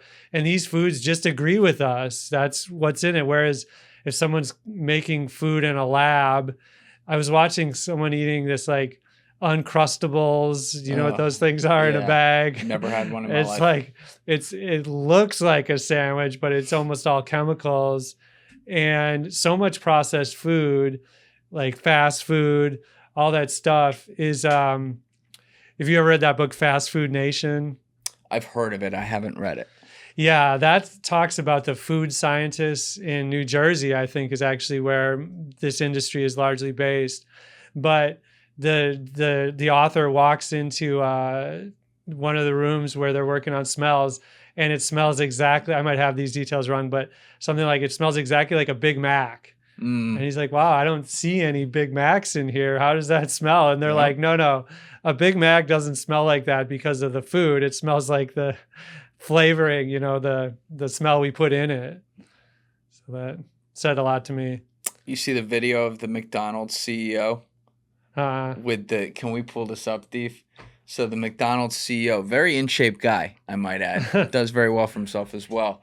He went to go try their, I don't even know what it is. I haven't been in a McDonald's since I was 15 years old. But yeah, what is it called, Deef? The Big Arch Burger. The Big Arch Burger. Let's pull up this video. He went to try it and he got roasted on the internet because he was like, I love it. Yeah, it's so good. You can tell he's never had it in his life. Deef's got it over here. Who's getting by him? This cracked me up. But it's also like really sad because he's a Fortune 500 company making all kinds of money off this poison. You've heard about it. Here it is, the Big Arch. This is something that we have tested already in Portugal, Germany, Canada. I love this product. It is so good. I'm going to do a tasting right now, but I'm going to eat this for my lunch, just so you know. So here we go. First, holy cow. God, that is a big burger. We've got a very unique kind of sesame poppy sort of bun on it. We've got 2 quarter-pound patties, a delicious Big Arch sauce, and of course some lettuce. So, there's so much going on with this. So much. First of all, let's try to get this thing. Into it. I don't even know how to attack it. Got so much. I never held it in my life. There's also some crispy onions on here as well. I see those kind of coming out. Oh, he's like, all right, like the moment of truth. That's a micro bite if I've ever seen one in my life. For a Big Arch. It's distinctively McDonald's. Only McDonald's could do this type of burger, but it also is unlike anything else on our menu. It's a delicious product. You know, you've got sort of the cheeses and the gooiness. All right, that's enough. But those crispy... Yeah, basically at the end of this, he's like, Sheila, get it out of here. But that's what this is where we're at. We're the first, as far as I know, I've heard this from way smarter people than me who know about this stuff. This is like the first time in human history where the lower classes of society are suffering from obesity and all kinds of afflictions related to that, where it's a way lower percentage in the upper classes of society. Like, think about that. Like, that feels like that's kind of on purpose. I think there's definitely, it's the profit margin again that we talked about, and in health, and I agree with you about capitalism, but is it really capitalism if we're subsidizing companies like McDonald's? Like, how could they sell a meal for $5 if it wasn't so heavily subsidized, so many different aspects? When we talk about ancient eating habits, when the people in the hunter-gatherer society, things like that, I know people, this idea of killing game and stuff, that's great, and that's, people had to do that to live off the land, but they're also getting tons of exercise every single day, just tracking down their food, and they're also eating so much more, like I said, fiber. They're eating they're like roughage that's actually out there. And so that's the other thing in my diet that I think is so important, is trying to avoid processed foods for the most part. Yeah. So that's, that's impossible, of course, because even something like rice, even that's been processed, you can take it even further and be like a raw foodist who only eats like raw vegetables and fruits. That's a bridge too far for me, but you can have stuff that's minimally processed. And again, this can be cheap. This can be a way to, not an expensive lifestyle. Like, some people say, oh, veganism, that's snobby. You have to like be rich to do that. But no, that's not true. Beans, grains, rice, fruits, vegetables, all this stuff is totally affordable. It's just the like packaged vegan junk food that's expensive. And I love that stuff. My kids love that stuff too, but it's super expensive and it's not health food. When I love a good Beyond Burger, but to call it health food is a stretch.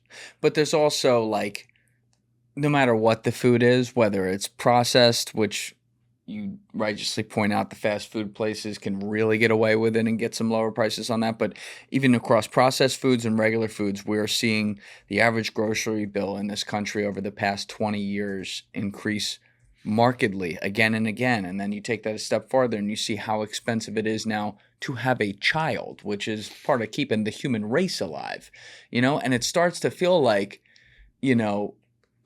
I don't know who the fuck controls this world or whatever. It's probably a consortium of all different types of people and groups who are just elite, and we're seeing a lot of that come out these days. But it feels like these patterns, when you start to put them all together and then you see them drugging up society like we've been talking about all day. If I wanted to control a population, this is what I would do. I would disincentivize being able to have children as a financial decision. I would go out there and make sure that people are getting addicted to drugs all the time. I would poison the food. Like, am I crazy to think that there's some sort of weird fucking bigger plan here? Well, another one to me is sports gambling. And so I compare this, like marijuana, for example. I'm pro marijuana legalization. I just don't want there to be a dispensary on every block. Yes. For my own sake, I mean, I'm going to be tempted to get high every night when I should be at my kid's soccer game or something. Yeah. But the same with sports gambling. Like, I don't really have a problem with sports gambling being legal because people are already doing it through bookie systems and whatever since the dawn of time. But the idea that it's so pervasive, it's everywhere, it's on your phone, and they're constantly sending you these barrage of ads. You can't watch a basketball game. You can't listen to a podcast about the NHL without being barraged by these sports ads. And the other thing I've been hearing a lot about is that these companies, they don't even want you to just bet on if your team wins or loses. Like, they make no money off that. They want you to do these parlays, and they want you to do these crazy micro bets, like this player you've never even heard of. Will he get 4 rebounds tonight or whatever? And that leads to all these incentives where these players are tipping off their friends and gotten guys kicked out of the NBA, out of MLB because of that. That's a side issue. But basically it does seem like that's the trend in society, is to play on our worst instincts, our most addictive personality issues. Like if someone can make money off it, they're going to pay the legislators to legalize this stuff. And soon we're walking around this free society where everything, we can do anything, but we're just constantly enslaved to our worst impulses. That's a good way to put it. Enslaved to our worst impulses. We actually just recorded a podcast the other day with a guy who is speaking a lot against that and the relationship between some of the same predilections you may have to abusing drugs to gambling, and how rampant it is and available it is. And it was funny, the timing of it, because we had done maybe like a year ago, something like that. We had a couple DraftKings spots, and then we had another company that was starting to buy up some spots, because there's all kinds of brands that come in here all the time. We're always moving quick. And I've never been a big gambling guy myself or whatever. I don't have that gene, thank God. But I started to think about it more. And I'm like, this is so, you see like 18, 19-year-olds in college with complete ubiquitous access to this all the time. And I was like, I feel like that's not something that should be advertised. And there were fans that would talk to me about it as well, and I agreed with them. It was like sometimes you'll get fans reach out about a brand and you just disagree. You're like, well, I use this. This is fine. But I would see some arguments and I'm like, no, I completely agree with this argument. So we canceled all ads for that moving forward. Wow, like there were some booked for the next 6 months of the year. And I just called my company and they were like, that helps us do the brand deals. I'm like, I don't want to be a part of this. You know what I mean? Because if you're starting to feed on things that could then cause residual problems in people's lives, if they have a predilection to getting addicted to that kind of thing, it's like, that's not a good feeling. I don't want that to be around this, you know? Yeah. Think about your favorite sports team, and when they lose, say it's a huge game, think about that sinking feeling you get in your stomach. Now imagine you had $20,000 on the line for that, and it can lead to some insane, like horrible behaviors that we all know about. Yeah. Who was it? Stu Feiner was in here, who's like a legendary gambling handicapper. He's fucking hilarious.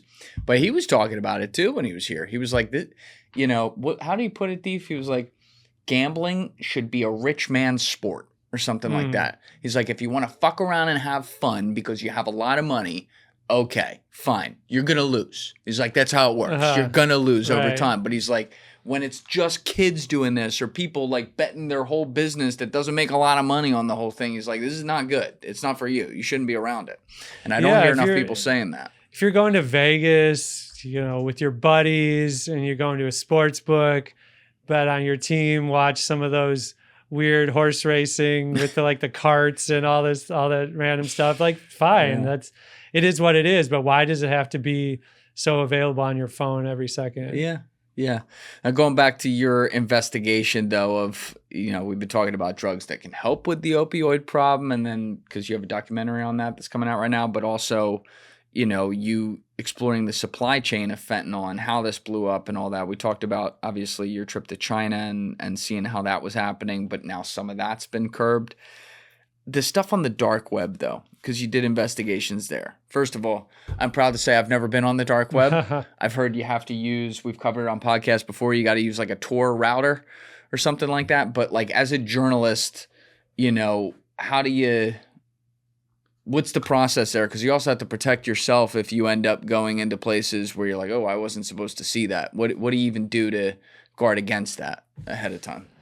Well, I went on the dark web, and I don't think it's too easy to stumble upon, if you're not looking for it. That wasn't something I worried about, but I just was going to these bazaars. These Silk Road is the most famous, but there's a ton of them that sell, drugs is the main thing I looked at, but they also sold like firearms and all sorts of illegal stuff. But what I did was I started going on there in 2017 maybe, and I bought some Bitcoin. And so I was all set to make a drug purchase, I was going to have some drugs delivered to my door just to like do my full journalistic due diligence to see how it was done. I actually had it all planned out. There was in this subdivision where I lived, there was this house that no one was living there, but I still saw they were getting mail sometimes.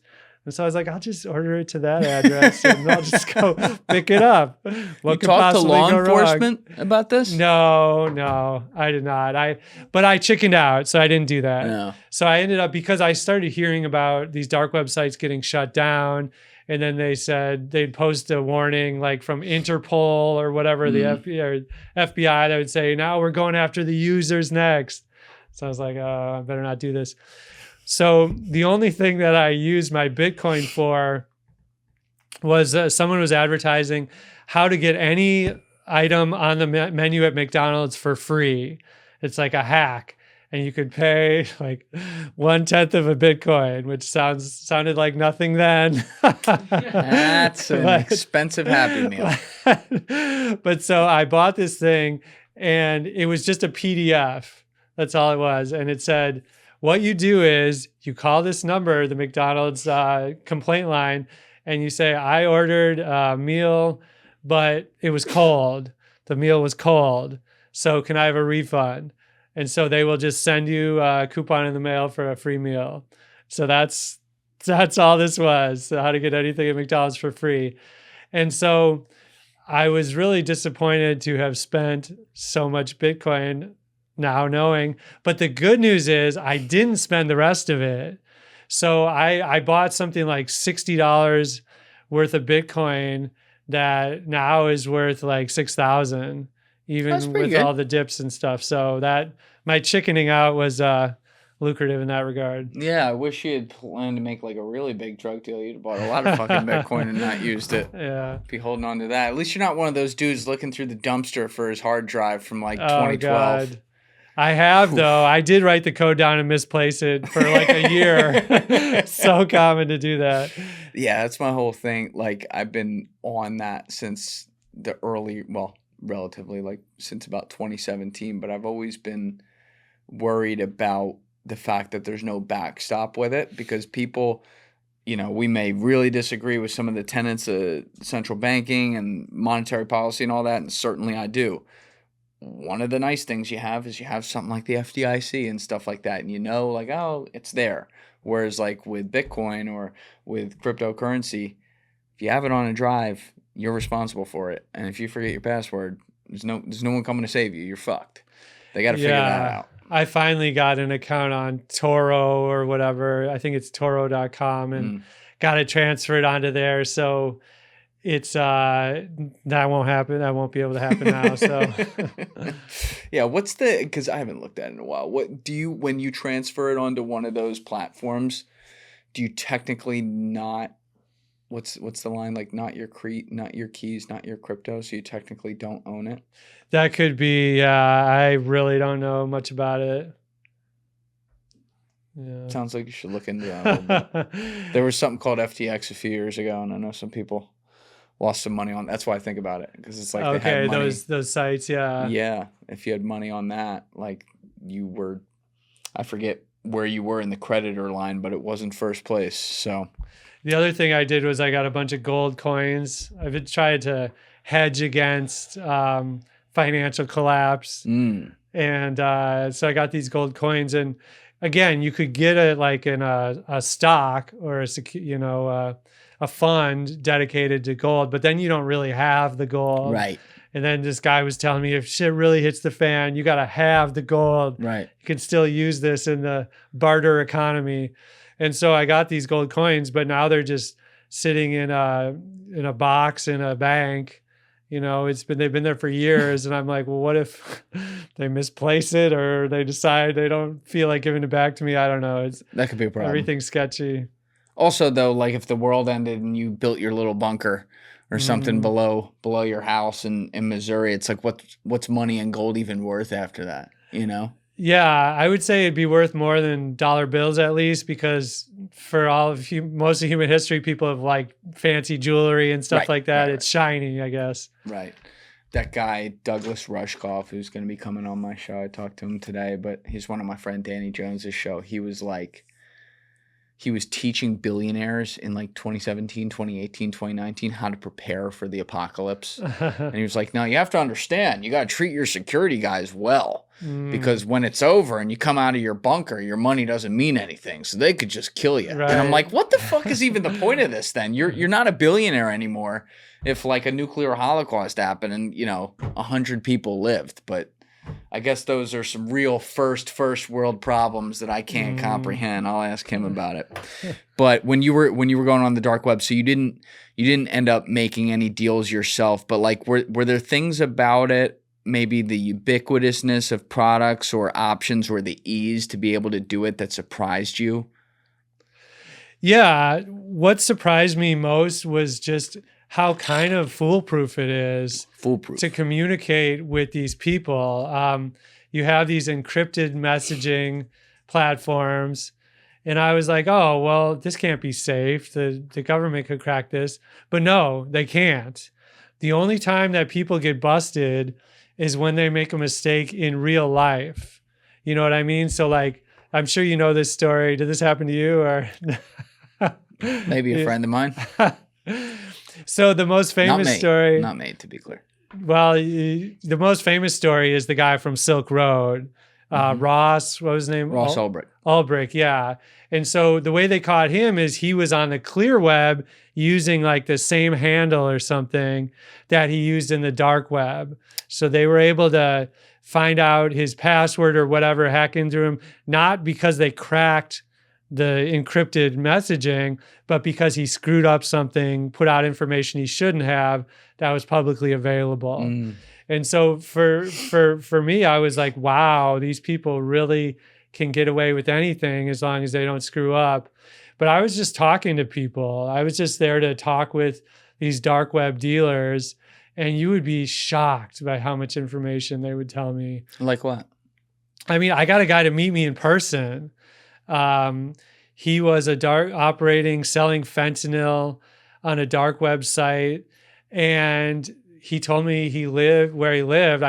In the book, I told this story. I don't want to tell too many details, but he told me where he lived, and it was within driving distance of my house.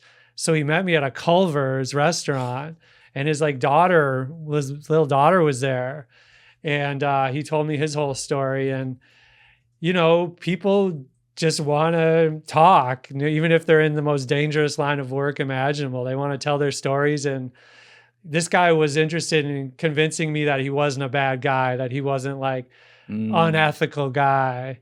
And so that's, I think, why he wanted to talk. I'm a man of principle. Yeah. No, it's funny. I hear that kind of story all the time. Well, his argument was like, all these people who are addicted to opioids, they are having to pay so much money to maintain their addiction, to buy pharmaceutical opioids, so expensive. But I'm selling them the opioids they need, or they'll go into withdrawal. I'm selling them those opioids for dirt cheap. So I'm really doing a public service. And this is at least what he convinced himself. When you're talking with him and interviewing him, and how long was this you were meeting with him? Maybe an hour or so. Obviously as a journalist, you're getting the story, but you're also a father too of kids that, if one bad decision, God forbid, were ever made, something horrible could happen. Like, do you ever look at a guy like that and be like, that's what you tell yourself, but that's not the truth, right? You're talking about this guy with his daughter and his perspective. I mean, but I think the issue is he was an opioid addict himself. And so he's fighting this addiction. He's got this nasal spray. He showed it to me. It's he's like taking this nasal spray for his own addiction. And I felt super bad for his daughter and the whole life that they And then he made a business out of it for other people. It's just amazing the mental hula hoops people will do to defend the ability to, for lack of a better way of putting it, do some get-rich-quick scheme that in this case is extremely illegal. But it's a lot of people, and it's like incentivized for them to be able to do that. You can go on, behind a router. Government can't find out who you are if you're careful. And you can look at the market and say, all right, I'll do it at 5%. And you add that up across 1,000 people, you got yourself a fucking booming business. Well, in defense of some of these markets, they will not allow fentanyl. There were a bunch of these markets that just said no fentanyl allowed, no opioids allowed, a lot of them. Some of them just specialize in psychedelics. And then, as we've been talking about, it's a lot easier to justify because these are illegal in so many countries and can have real potential health benefits for some people. So, yeah, that's kind of a separate issue for me. I mean, I guess like that's good that some places are banning the stuff that's like really actually dangerous. I guess they're like self-policing in that way. But then, like you said, there's a lot of places that don't do that and just make it free for all, and then you get these dealers on there, and that's part of the way this shit seeps through the cracks and gets into the marketplace and hurts so many people. That's what's so hard for me to wrap my head around. But I don't know if I don't know what the answer is in a world where things are also moving so fast and changing so quickly to where you do have to, it's very important for the government to maintain, the right to privacy and the constitutional rights that people have over sometimes like, all right, we can go get the bad guy here, but you'd have to break the Constitution to do that. It's a tough spot to be, but you do, in my opinion, you do have to hold to that. It's just with this particular industry, people have found a way to really, really take advantage of that in an awful, awful way. Yeah, I agree with, the kind of Edward Snowden sort of philosophy and the NSA overreach and Glenn Greenwald. I'm sure you've seen his reporting, and it continues to this day that I guess there's some of this stuff could have been overturned or like more safeguards, and it's just not happening. But yeah, it's a shame. And there was just now they're like trying to get this FISA 702. What happened with that, Deef? 702, the FISA law. Did that officially get re-upped? It's like when you have politicians, in this case it was Trump doing it, literally quoting like the opposite of the Ben Franklin line, where he's like, people who would sacrifice a little liberty for safety would deserve neither. And he's like, I'm willing to sacrifice some of my safety to make sure, some of my freedom to make sure we're safe. It's like, bro, you just did the opposite of the line. Yeah, Congress passed a 45-day temporary extension of Section 702 of the Foreign Intelligence Surveillance Act. FISA, the stopgap measure, extends the surveillance authority through June 12th, giving lawmakers time to negotiate a permanent renewal and debate reforms. Because part of the issue is they can look at terrorists here, but in the allowances they give, they can also just have access to any American or anybody they don't like. What this reminds me of is, have you ever had someone place a contract in front of you and you actually read the contract and you go through and I appear on documentaries a lot, and they have some language in there that's like, I'm making this up, but we could use your image in perpetuity on whatever we want. We can use AI to change what you're saying, to use your image. And I'm like, well, why is that there? They're like, oh, don't worry about that. We would never do that. It's like, well, then why is it in the contract? Yeah, so take it out. And that's, I think, what a lot of people probably think about this stuff is they're like, I'm not breaking the law. They're not going to look in on me, or they don't care about me. It's like, well, why should they even have the right to do that in the first place? I agree. It's like people unfortunately tell you a lot about their intentions when they give you those things. And then to your point, I've seen it a million times too, where they're like, oh, don't worry, that'll never come up.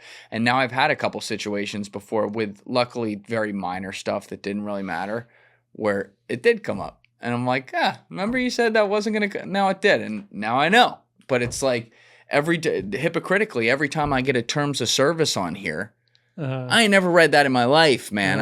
It's like fucking 80 pages. It's like designed to hide away the little fine print that you also have to read 6 times to know what it means, just so that they can get society to go along with it. Yeah, I've thought about that. It does seem like there has to be a better way than that. I just don't know what it would be exactly. Well, that'll be the next book. That's what you'll do. You'll look into that. Put people to sleep. You've written about so many, at this point, like such a range of topics. Obviously, we've been more focused on one of them today, but like, you've been doing this a long time. How do you decide what's a cool story for you to really, really sink your teeth into what can end up being sometimes a 3-5 year project? I came up a big hip hop fan growing up, and people look at me and they don't think I look like a hip hop type of guy. But I will say, at my high school, in Minnesota, pretty white place generally, but NWA was like the biggest group in my high school. Snoop Dogg, when his first album came out, it was in everybody's cars. And those guys were like my heroes growing up. And so then when I became the music editor at LA Weekly, I got the opportunity to interview those guys. And so that was like a dream come true for me. And that was the basis for my book, Original Gangsters, which is a history of West Coast gangster rap, basically. And so there had never been like a journalistic real treatment of that era, in a sort of complete way. And that's always the perspective that I've taken, is to treat this stuff like a journalist. Music, I'm not just some fanboy. I've interviewed all these big rap stars, and I'm not there to just kiss their asses, and I read all this like bad music writing. There's so much bad music writing. And it always starts with something like, when I met Bruno Mars, he was so humble. I'm like, all right, you met him for half an hour. He has media training. He's trying to like get a good look in the story. Doesn't mean he's a humble person. So I try to like rip out all the bullshit and to like actually look into what these people are saying and treat it like an investigative story instead of a puff piece. And so that came into most play when I was researching Dr. Dre. And so Dr. Dre is obviously one of the biggest, most important hip hop producers ever. He sold his Beats headphones to Apple for $3 billion and was huge. But somehow no journalist had never looked into his criminal background. And so I was in LA in these archives, these LA County archives, like below ground. It was like literally opening up files and like dust everywhere. And I found out that he had this restraining order put against him by the mother of 3 of his children when he was a teenager. And so I think she was 14, maybe, when they got together and had kids. I might not have that exact age right, but she was a very young teenager when they got together. And she alleged that he beat her all the time, that he, while she was pregnant, was beating her, all this stuff. And it had never been reported on. So I reached out to her. I got the full story. I talked to her family, like everything she was saying checked out. And then it turned out that Dr. Dre had this history of beating up all these women he was involved with. Michelle A is another famous one. There was, and some people he wasn't, like the writer Terry B. Anyway, it turns out he has all sorts of these arrests or restraining orders, or just the person's word, but very credible, going against him. And so when that came out, that was a big scandal. And especially since the movie Straight Outta Compton, I don't know if you've seen that, the biopic. Yep. I think it's a pretty good movie overall, but so much of that is just whitewash, just lies. Like they make it look like he's a one-woman guy in that movie, when really I found he has like 10 kids by 9 different women or something. It's not like that at all. And so, I'm not saying like I'm being judgmental against him for having a lot of different children with a lot of different women, but it's like, let's just tell the real facts and make them stand up for themselves. Eazy-E was famously was a crack cocaine dealer in Compton. That's been pretty well covered though, right? Yeah, before he started Ruthless Records. Yeah. Yep. But let's go talk to the people. I went to his house. I talked to the guys he dealt drugs with. I tried to separate the the mythology Yes. again from the actual story. And so, that book, Original Gangsters, has become a classic. I think it's one of the best selling hip hop books ever. And I think it's because it's real and it takes these subjects seriously. I love this music. I love this subject, but I also think it deserves to be held to high standards. Does it change how you look at the music when you learn some of those things? Some of that stuff, yeah, because, they're talking about being gangsters, basically. Dr. Dre is like nothing but a G thing. Yeah. And NWA, they have this line, like Ice Cube has that line. What's that line? Something about our group is a gang or whatever. But it turns out those guys hated gangs, and they even put out songs like that sounded like after school specials, like "Don't join a gang. It's not cool." And then Dr. Dre had that line about "I don't smoke cess because it's known to give a brother brain damage," like cess being marijuana. Mm. And so he had that, and then he had the Chronic album a couple years later, and acting like he's the biggest weed smoker of all time. Biz. Yeah. And so it just made me realize that these guys were full of shit, but so what? They're entertainers. If these guys were real gangbangers, they wouldn't necessarily have the time or the inclination. They're great rappers. They're great producers. That's why they're famous. But don't think they're really gangsters and stuff like that. Right. Yeah, I think one of the things, not to condone any of that stuff behind the scenes or whatever, but one of the things I think about a lot with any form of celebrity, be it an athlete, an entertainer, or whatever, these days is the ubiquitous access to them online, to anyone with any fame. You see them in their living room. There's the Camelot allure of like pre-social media era when you just see a person when they were in the movies or when they popped up on TV, or, my God, if you ran into a big athlete like in the Wawa, you were like, holy shit, that's them. Now you know where they are at fucking 2:00 on a Tuesday. There's almost something that's been like that transparency has almost removed some of the magic in some ways. At the same time, the reason I say this is because the other end of that is it also exposes the mortality of people in sometimes the worst ways too, where it's like you didn't know what these people were doing 30 years ago, but by the way, it wasn't exactly what it looked like. There's some ugliness behind the scenes too.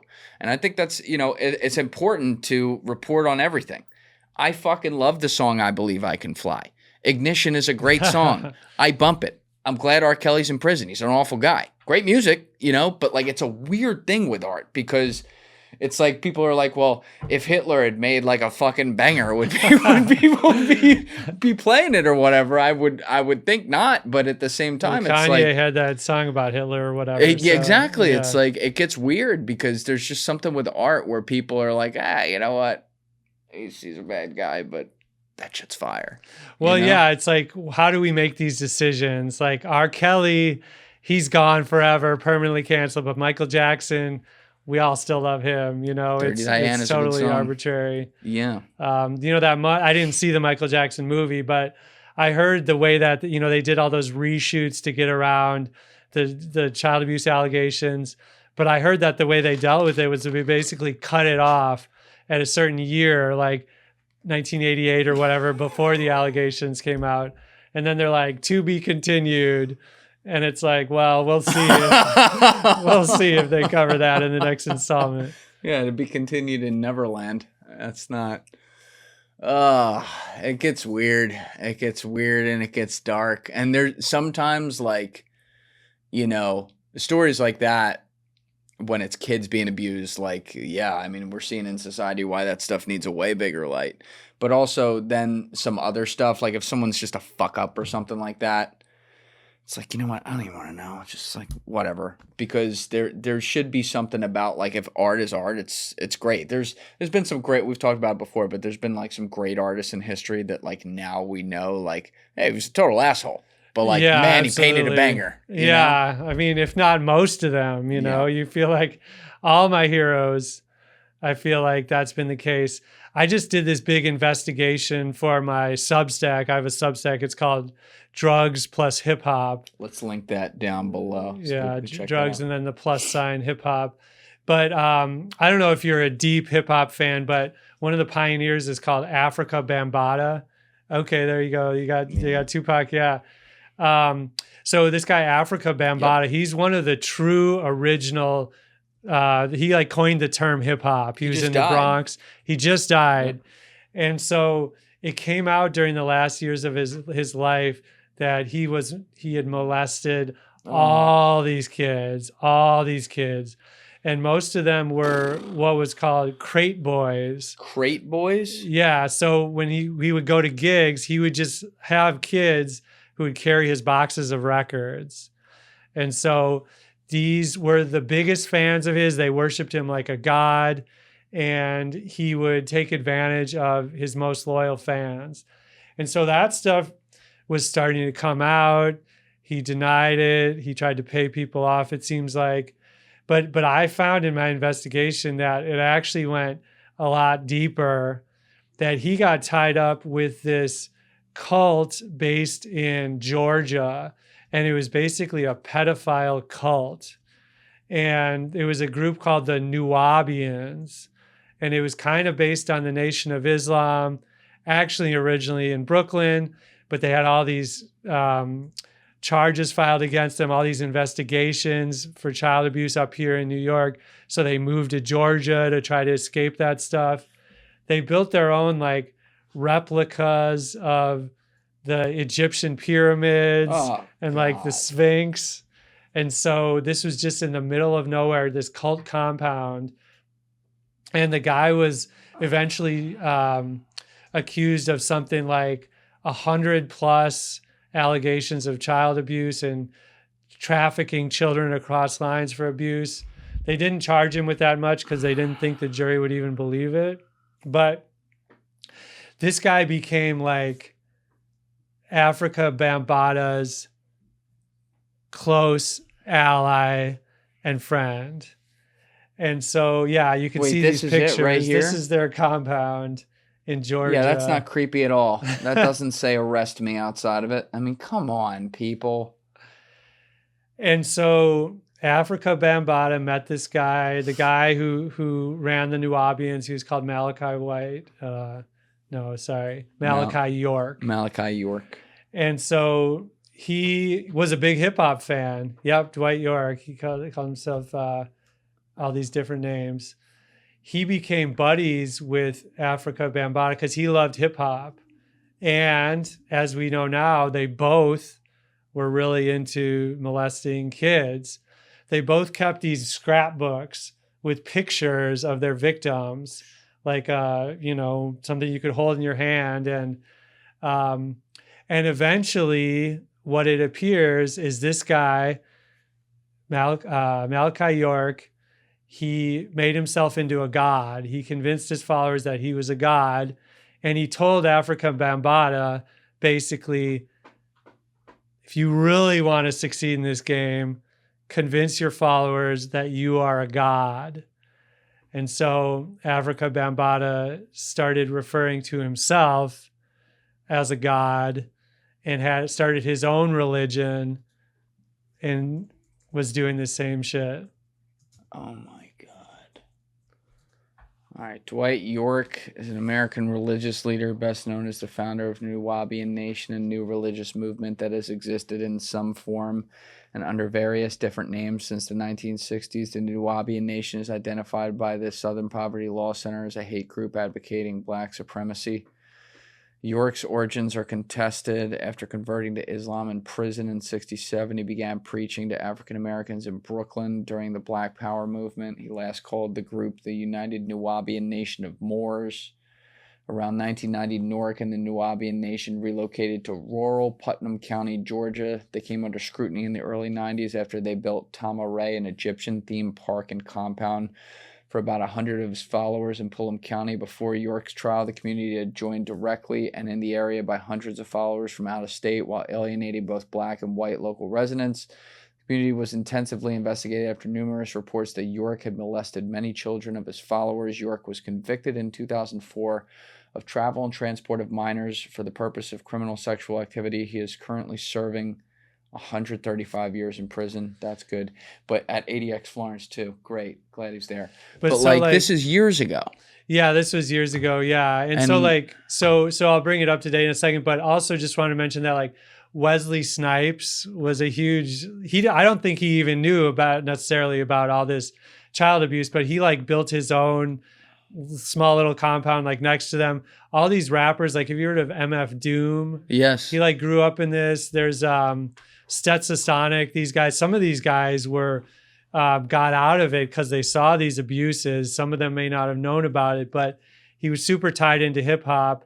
But anyway, Bambaataa became buddies with this guy. And then after he was convicted in 2004, everyone else distanced themselves from this guy, York. Except Bambaataa. Except Bambaataa, yeah. Even Al Sharpton had gone down there, but he was like, no. Jesse Jackson was like, no, we can't do this. But Bambaata's like, no, we got to let this guy have a fair shake. We don't know what really happened. He defended him. And so he started this organization that was called the Universal Zulu Nation. Bambaataa did way back in the day. And that was supposed to be an organization that, by the way, I got a lot of my reporting from this amazing journalist named Layla Wills out of Chicago, who interviewed a lot of these primary players. But the Universal Zulu Nation was supposed to preserve the culture of hip hop, be hip hop historians.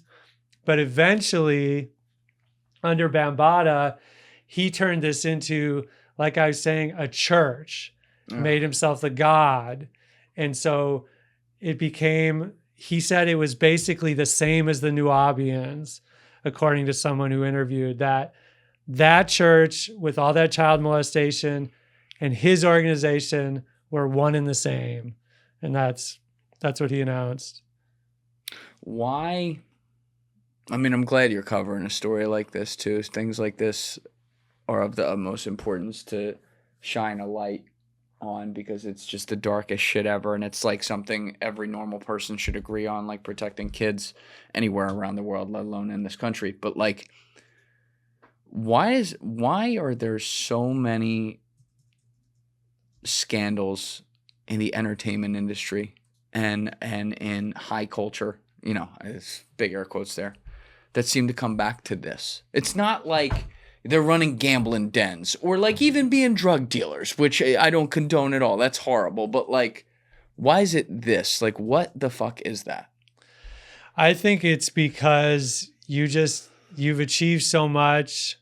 You've got all the money you could want, all the fame you could want, and you have all these yes men around you, and people just go to their darkest places, and they think they're a god. They think nothing can happen to them. They've had nothing but success. They think that the rules don't apply to them anymore, and so that's where it leads.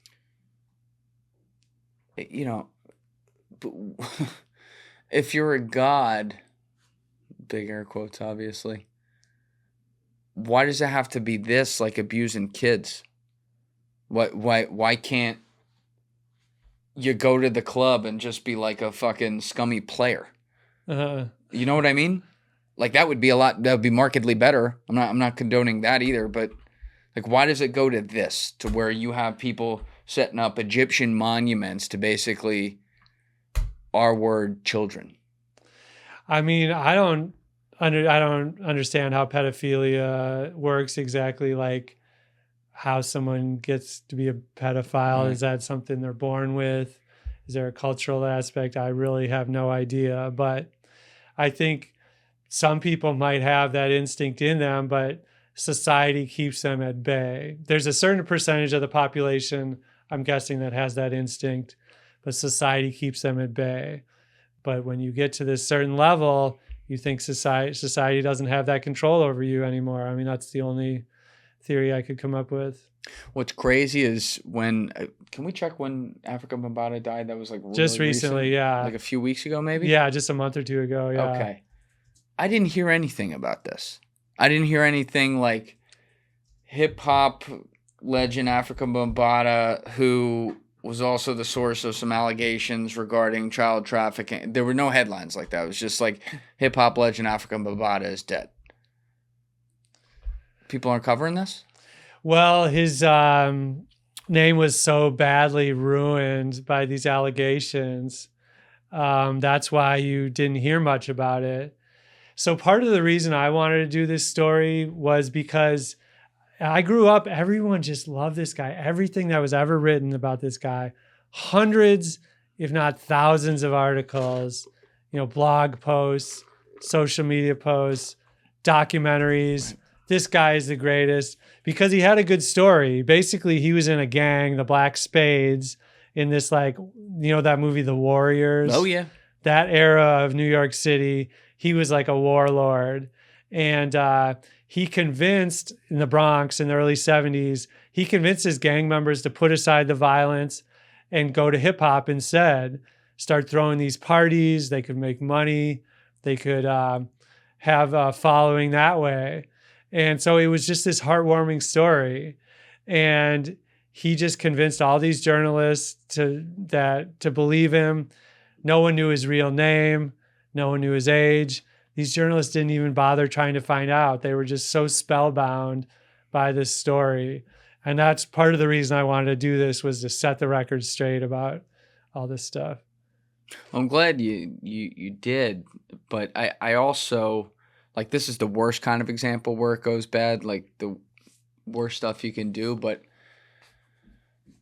I see where people come from with that. I've seen it in my own career, to where you want to see the good in people. Maybe you sit across from them for 3 hours and they seem really great, and you're like, wow, I'm really happy to give what they're working on a platform. And luckily, this has not happened a ton to me, but then later you learn, there was a sign there that I could have seen and I didn't see, because you want to be, like, you don't want to be the bad guy, but it's important. What you're getting at is it's important to tell the story and go where the evidence leads, and not just, like you as a lifelong hip hop fan, I'm sure you would have loved to meet everyone in NWA and find out they were the second coming of Jesus Christ. But that's not reality. Yeah. It depends on what you're doing for a living. What's your job? If your job is to be work in publicity, then that's great. You got your client, you make them look like the second coming, like you said. But too often journalists act like they're publicists. They work in publicity. Meet so many, I've been an editor for a long time. I have young writers. All they want to do is just meet their heroes, make them look good. They don't want to do a background check. They don't want to talk to people who know them. They don't want the counter narrative. But if you're a journalist, that's your job, and you got to hold people to power. That's what's hard about it, but that's the reason it exists. So, But then are there also times where you work a story, doesn't matter who it is, but with someone prominent, where obviously no one's perfect, but you're like, all right, this guy's kind of what we thought. Well, I think it's also important to give people the benefit of the doubt. Right. Absolutely. It's like when someone says a racial slur on their Twitter when they were 17 years old, for example, it's like, don't hold people to unrealistic standards. And even worse than that, people make bad mistakes, dumb mistakes when they're young. I did that. Everyone does that. Or even people make mistakes when they're an adult who should know better. It's like, that's not the sum of who they are. Right. Kanye West can be a total idiot and say the most offensive, stupid things on his social media or whatever, but that doesn't mean he's not also an incredible artist. Right. Like you were talking about, two things that can be true at the same time. And I would almost say everyone has this good and this bad in them. And it doesn't mean all these artists are secretly child molesters, but it also doesn't mean that they don't have shit to find. So, that's the other thing about journalism. It's all about narratives, yes. And we're always, every aspect of life, that's how we make our way through the world. That's how we understand this insane world we live in, with all these different we don't know why we're here. We don't know what the whole point of any of this is. We tell ourselves narratives. And the same with journalism. You know, you pick up a story, it's got to have a narrative. Otherwise, you wouldn't read it. Otherwise, it's like, what's the story? Why do I care? If we spend every sentence saying, yeah, what this guy did was shitty, but he's also really good family man, you know, that story would get old really quick. But where it matters, you got to have nuance. 100%, man. So how many years did you spend out?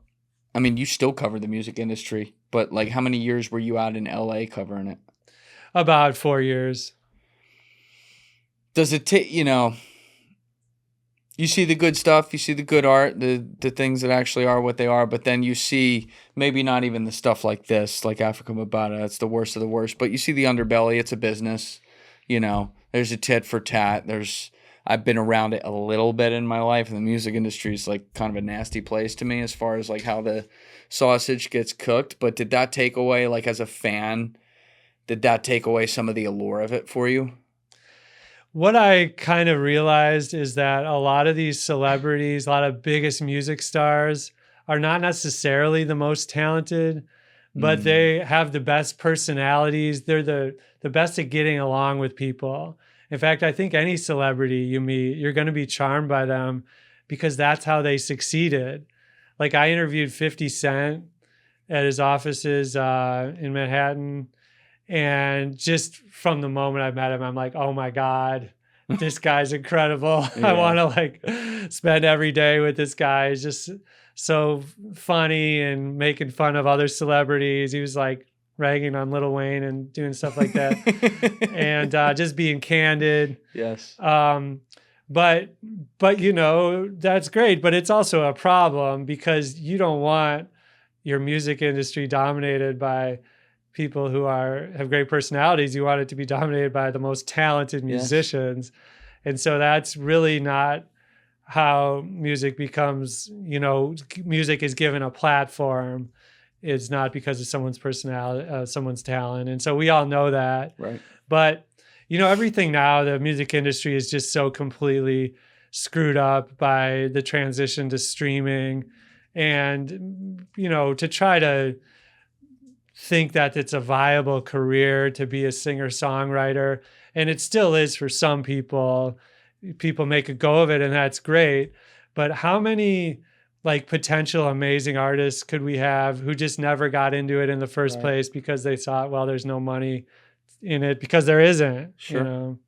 Sure. And to your point, you want to see the people break through who have the most talent and are doing it for the love of it. And I do think there are examples of, I think it's like both. I think you see that where that does happen, and then maybe they are the best charmers, like you said, and have the best personalities that suit them to be able to get to that spot, so they beat someone else out with similar talent. But then you do see sometimes someone where you're like, they're not that good. They're just checking all the other boxes, and they're kind of getting a little astroturfed. And I think that makes people suspicious of the whole thing. And I try to look at things on a case-by-case basis. So sometimes I'll be like, well, they suck, but they're great. But it's probably a mixed bag. But I mean, you so as a Minnesota guy, you came up on West Coast hip hop. That's what you liked. Yeah, it was blowing up. And it was also the movies of the time, like Boys in the Hood and Menace to Society. Like Compton was in the news all the time. I thought of Compton as like a distant galaxy. I could never even imagine what that place was going to be like, the way it was portrayed as like the most dangerous place in the world. And then you went later. And then I went there. Yeah, I went to Eazy-E's house, and I was talking to his son, Lil Eazy, and I'm like, am I all right, like walking around here like this? And he's like, yeah, they'll just, if anything, they'll think you're a Mormon missionary. Yeah, you'll be all right.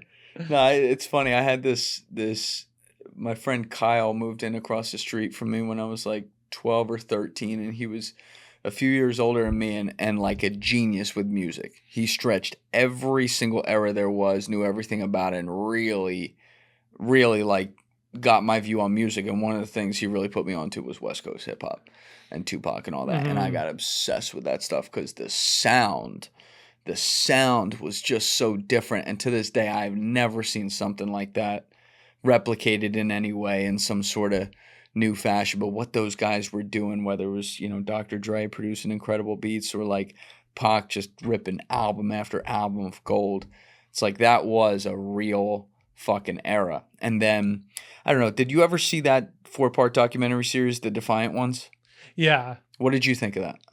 I thought for what it was pretty good. But again, this is like the producers are the people in the film. So you're not going to get the real story. But, Jimmy Iovine had all this like footage of like Eminem in that what color tracksuit when he first started. He looking crazy. I love seeing the behind the scenes stuff. Yeah, I see it from your perspective in the sense that, of course, there's bias into it because the guys who are the stars are making it. And I've always known that. But when forgetting like the actual individual stories of Jimmy and Dr. Dre and who did what and what was really happening, the rest of it around them, as far as like capturing that moment that Interscope really came onto the scene and what it was with music is just like incredible, because that happened so quickly, and then they just dominated everything and basically created new genres. I can't even imagine what it was like to be there at the time. Yeah, Jimmy Iovine is really amazing. I mean, I think he's done some really shady shit for sure, including with Tupac. But he's done so much amazing music.